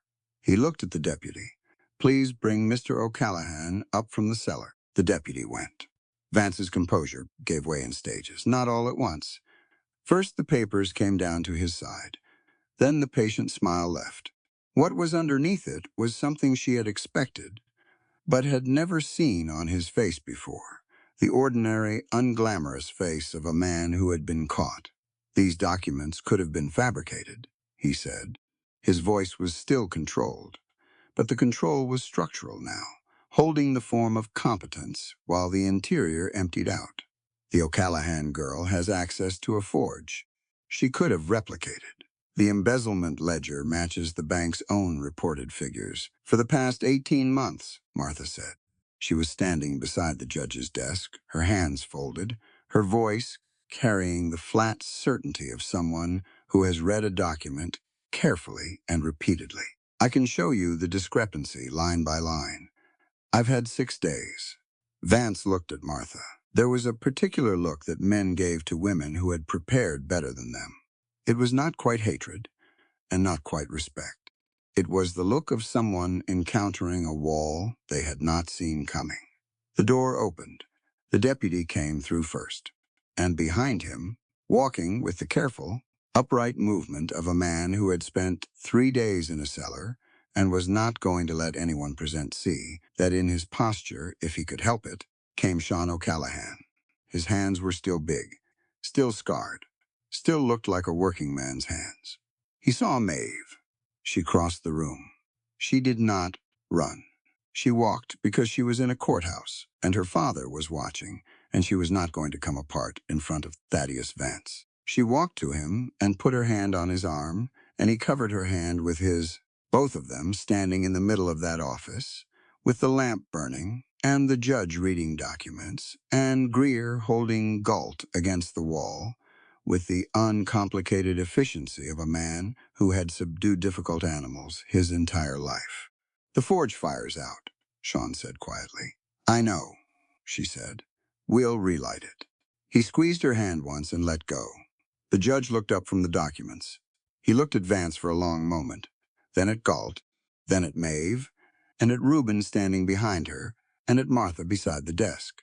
"I'm dismissing the charges against Sean O'Callahan," he said, "and I'm issuing a warrant for the arrest of Thaddeus Vance on charges of fraud, forgery, and conspiracy." He looked at Galt, and for Frank Galt on charges of murder, assault, and criminal conspiracy. He set his pen down. "Deputy, please secure both men."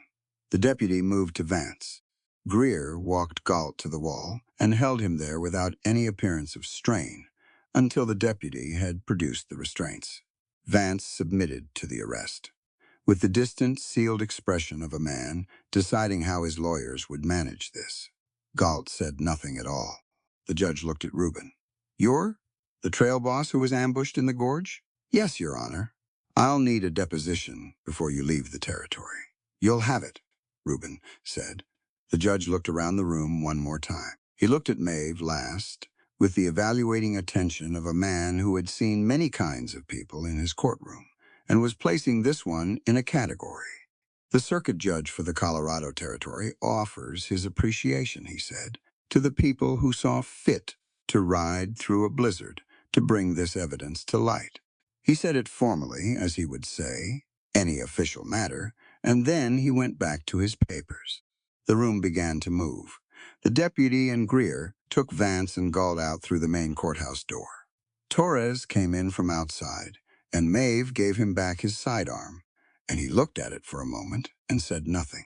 Martha set the mailbag on the judge's desk and sat down on one of the benches like a woman who had carried something a long way and was satisfied to set it down. Sean O'Callahan stood in the center of the room and looked at Reuben Cole. Reuben looked back at him. Neither of them spoke for a moment. Sean was reading him the way fathers read men who had been in difficult circumstances with their daughters. All of it, not just the surface. "You brought her back," Sean said. "She brought me back," Reuben said. "I want to be accurate about that." Sean held his gaze for another moment. Then he made the sound she had heard in the forge 2 nights before the drive, the suppressed laugh that meant he had encountered something that genuinely surprised him. "Come to the forge when you're ready," Sean said. "I'll put the coffee on." He moved toward the door, and the morning light came in when he opened it, the real sunrise now, pale gold, moving across the snow of the main street, and Sean O'Callahan walked out into it with his back straight and his hands at his sides, and Maeve watched him go. Then she turned to look at Reuben. He was watching the door Sean had gone through. His face had the look of someone who had just witnessed a thing that meant something to him, though he wasn't ready to say what it was. She walked to him. She stood close enough to speak quietly. "The judge is going to want your deposition today," she said. "I know. And you need to rest. The fever, Maeve." He looked at her. The morning light from the open door was on his face, and the fever was still there, and the exhaustion of the night was there, and underneath both of those things, something else. Something that had been there since the gorge, since the campfire, since the moment he had fixed a rifle sight, without being asked, and told her she never owed an apology to cowards. Deposition first, rest after. She looked at him for a long moment. After the deposition, she said, "You're going to the forge. Martha, we'll check that dressing." "Is that an order?" "It's a fact," she said. "You can disagree with it if you want to spend the time." The corner of his mouth moved. She turned and walked out into the morning, and he fell into step beside her. And behind them, the courthouse stood with its flag not flying, and its fresh warrant papers drying on the judge's desk. And ahead of them, the main street of Broken Spur was waking up into a day that was going to require a great deal of explanation to a great many people. She squared her shoulders and kept walking. The work was not finished, but the worst of it, the part that had to be survived before the rest could happen, was behind them. She walked toward the forge and the cold sunrise and her father's coffee.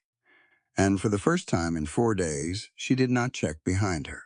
The circuit judge held the formal session at noon. The main room of the courthouse filled up fast. Word had moved through Broken Spur the way. Word always moved through small towns, quickly and imperfectly. So people arrived knowing pieces of the truth and needing the rest of it arranged into a shape they could hold. They came in from the cold and packed the benches and stood 3 deep along the walls. Sean O'Callahan sat in the front row with Martha Higgins beside him. He had his hat on his knee and his back straight, and he looked like a man who had decided that if a room full of people were going to look at him, he would give them something worth looking at. Maeve stood at the side wall. She had changed her shirt. That was all. Her buckskin trousers were still on, still trail-worn, still exactly what they were. She had her boot knife on her belt. Torres's sidearm was gone, returned. She was not armed with anything beyond what she always carried, which was her own judgment and the knowledge of what she had done in the last 4 days. The judge read the charges against Vance. He read them in the flat, careful language of legal proceedings, which made them sound almost abstract: fraud, forgery, criminal conspiracy, murder by proxy. But the room was not abstract about it. She could feel the people around her processing each charge against the Thaddeus Vance they thought they had known.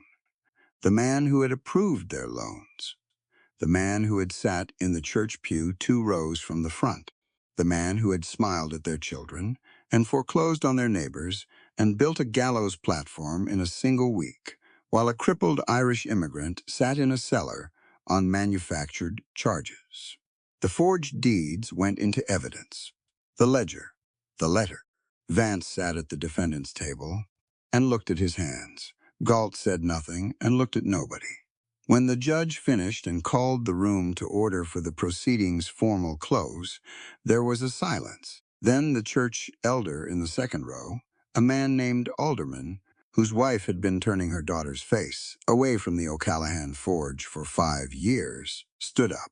"All the same," Alderman said, and his voice had the particular pitch of a man who knew he was losing ground, but was going to hold his position until the ground finished disappearing beneath him. "She's a woman soaked in powder smoke and blood, too wild for any decent home, unfit for any God-fearing man to marry." He looked around the room for support, found some faces willing to receive the statement, if not to openly endorse it. "We have the verdict on Vance. That's settled. But the question of whether a woman like this ought to be permitted to remain in this community, carrying weapons and wearing trousers, and her name," the circuit judge said, "is Miss O'Callahan, and she is the reason you are not currently attending a hanging." Alderman sat down. The judge looked at the room. "Is there further business?" Reuben Cole stood up. He had been sitting in the back row. Maeve had seen him come in during the proceedings. He had the look of a man running on will more than anything physiological, the fever still on him, the wound making itself known in every careful movement. He had been to the deposition that morning, and he had given it clean and complete and, in precise detail, the kind of testimony that didn't leave room for reinterpretation. He reached into his coat and unpinned the marshal's tin star that the judge had offered him that morning in the side office. He set it on the bench beside him. Then he walked from the back of the room to the front. The room watched him, boots on the wood floor, the duster moving, the deliberateness of a man who had decided on a course and was not in a hurry about it because he was not uncertain about it. He stopped in front of Maeve. He reached into his coat pocket and produced a fresh box of cartridges. She recognized them. 50 caliber for a Sharps carbine. She did not have a Sharps carbine at this moment, having lost hers in the gorge, but he had known that and bought these anyway, which was itself a statement. He placed the box into her palm. Then he took her hand in his. Her rough, scarred, soot-marked hand, the hand that had swung a hammer for 5 years and extracted a bullet in a blizzard and held a branding iron in front of a charging longhorn. He held it in front of the entire room. "You call this woman too wild to marry," he said, "because she has the spine this entire town lacks." Nobody spoke. These hands swing a hammer to feed her kin, hold a rifle to shield the defenseless, and pulled me out of a frozen grave. He looked at her, not at the room. To me, there isn't a finer, more honorable hand on this frontier. The fire in the courthouse stove cracked once. Outside, wind moved along the eaves. "Maeve O'Callaghan," Reuben said, "will you take mine and build a life of equals on this open land?" She looked at him. She looked at him for a long moment, long enough that the room held its breath, and she let it hold. She had spent 5 years in this town, being measured and found wrong, being assessed against a standard she had never agreed to, and never would.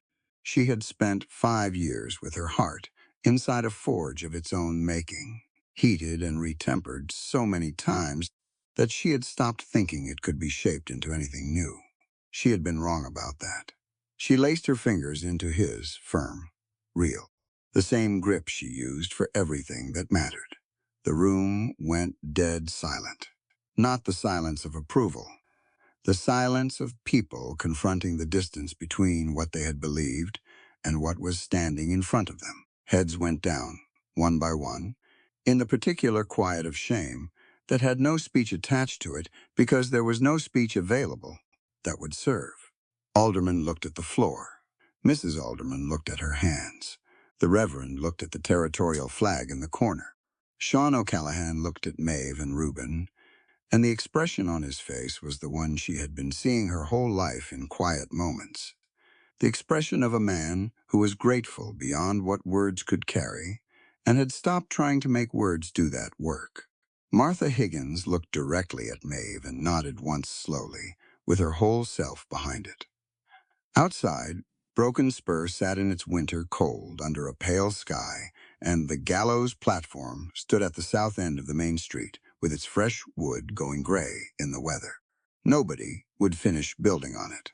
Spring came late to Broken Spur that year, but when it came completely. The snow left the main street in the first week of April, and by the second week, the mud had dried enough to walk on without losing a boot, and by the end of the month, there were green shoots in the pastures east of town, and the creek was running clear and cold, and the first meadowlarks had returned to the fence lines. The O'Callaghan Forge was rebuilt before the snow left. Reuben had organized it. He had the practical directness of a man who understood that the way you helped someone was by doing the specific thing that needed doing, and what needed doing was a new bellows, 2 replacement anvil stands, and a complete re-chinked exterior wall on the north side of the building, where the cold had worked its way through the old mortar over the winter. Greer came back through Broken Spur on his return from the Colorado delivery and stayed 2 weeks. He learned the diagnostic sequence on horses.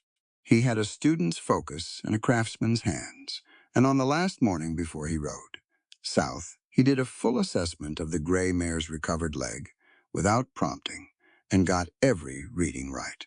Maeve told him so without adding anything to it, and he rode out with that, which was sufficient. The O'Callaghan property expanded by March.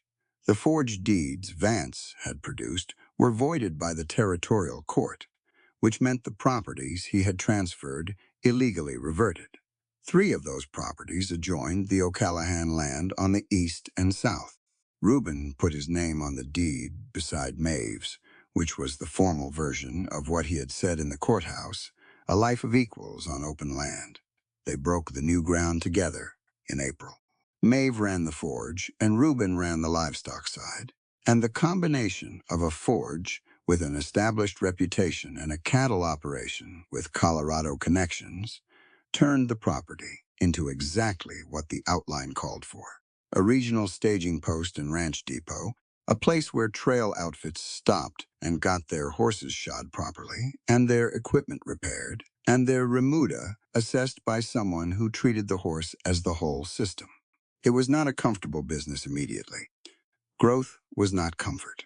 It was a sequence of problems that became less serious over time as you developed the tools to address them. Maeve understood that kind of growth. When the late freeze hit in March, the one that nobody had predicted, because the meadowlarks had come back too early and fooled everyone into planting, she and Reuben opened their beef stores. It was not a dramatic gesture. They loaded the wagon and drove it through the main street and left supplies at the doors of the families who needed them without announcement or ceremony. Reuben brought coal from the forge stock to 3 households that had run out, including the Alderman house, where Mrs. Alderman took the coal from his hands and looked at the ground and said, "Thank you," in a voice so quiet it barely carried. Reuben said, "You're welcome," and meant it, and drove the wagon to the next house. Maeve watched him do this and thought about what her father had said, that true strength was measured by keeping your heart free from the poison of others' hatred. She had argued with that idea for years. She understood it differently now. It wasn't about forgetting what people had done. It was about not letting what they had done determine what you would do next. The marksmanship workshop started in May, her idea.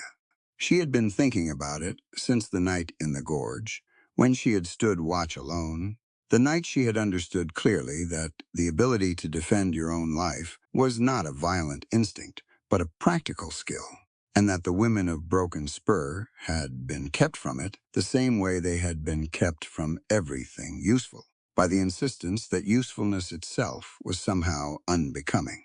She held the first session on a Saturday morning on the South Pasture. 7 women came. Martha Higgins came and stood at the back and did not take instruction because she did not need it. But she came to make clear with her presence that this was a legitimate thing to attend. By June, there were 14 women coming every Saturday. By July, one of them, a 19-year-old named Clara Briggs, who had the steadiest eye Maeve had ever seen on a new shooter, was teaching the second group while Maeve taught the first. She added literacy to the sessions in June.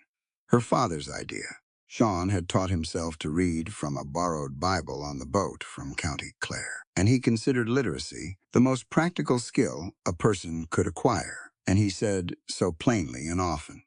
He sat at the end of the shooting sessions with a box of materials, and anyone who wanted to stay stayed. Several did. Reuben took the independent lawkeeper role the circuit judge had proposed. On terms he negotiated himself. He had no deputy and no official office. He worked from the O'Callahan forge the way he worked from anywhere, with the quality of attention that distinguished between situations that required intervention and situations that required patience, and he was rarely wrong about which was which. He was not a perfect man. He had his silences and his tremors, and the nights when the old weight came back on him, and he sat by the forge fire in the dark the way Sean sat by his fire. On those nights, she sat with him. She did not try to pull the weight off him or speak it into something lighter. She just sat there, present, the way he had sat with her at the canyon campfire before any of the rest of this had happened. Sometimes that was the whole of what a person needed, not a solution. Just someone who would stay. The forge fire burned through the summer without going out. In the evenings, when the work was done, and the light went long and golden across the new pasture, Maeve stood at the forge door and looked at the land that had her name on it and his name beside hers, and she listened to the sound of the place. The horses at the fence, the cattle in the south pasture, her father's voice from inside, talking to whoever happened to be sitting with him, which was frequently someone, because Sean O'Callahan had the quality of making people feel that sitting near him was a worthwhile use of their time. Reuben came to stand beside her most evenings. He didn't say much in those moments. He looked at the same land she was looking at, and occasionally he said something practical about the next morning's work, and occasionally he said nothing at all. She had spent 5 years building walls because she had learned that walls kept you functional in a place that did not want to make room for you. She had learned something new. Independence did not require isolation. She had always thought they were the same thing. They were not. You could stand on your own ground and let someone stand beside you on it, and neither of those facts diminished the other. The hammer rang in the evening light. The iron held. The open land ran on for miles in every direction, wide and cold, and entirely indifferent to what small people did on its surface. And on a piece of it, a woman and a man stood together at the door of a forge with their names on the same deed, and looked at what they had built and what remained to be built, and did not feel the need to explain it to anyone. They just kept working. That had always been the only way worth living. And on the frontier, in the spring of 1879, in a wind-scored settlement that was slowly, imperfectly, learning to make room for something larger than its own fear, that was still exactly enough.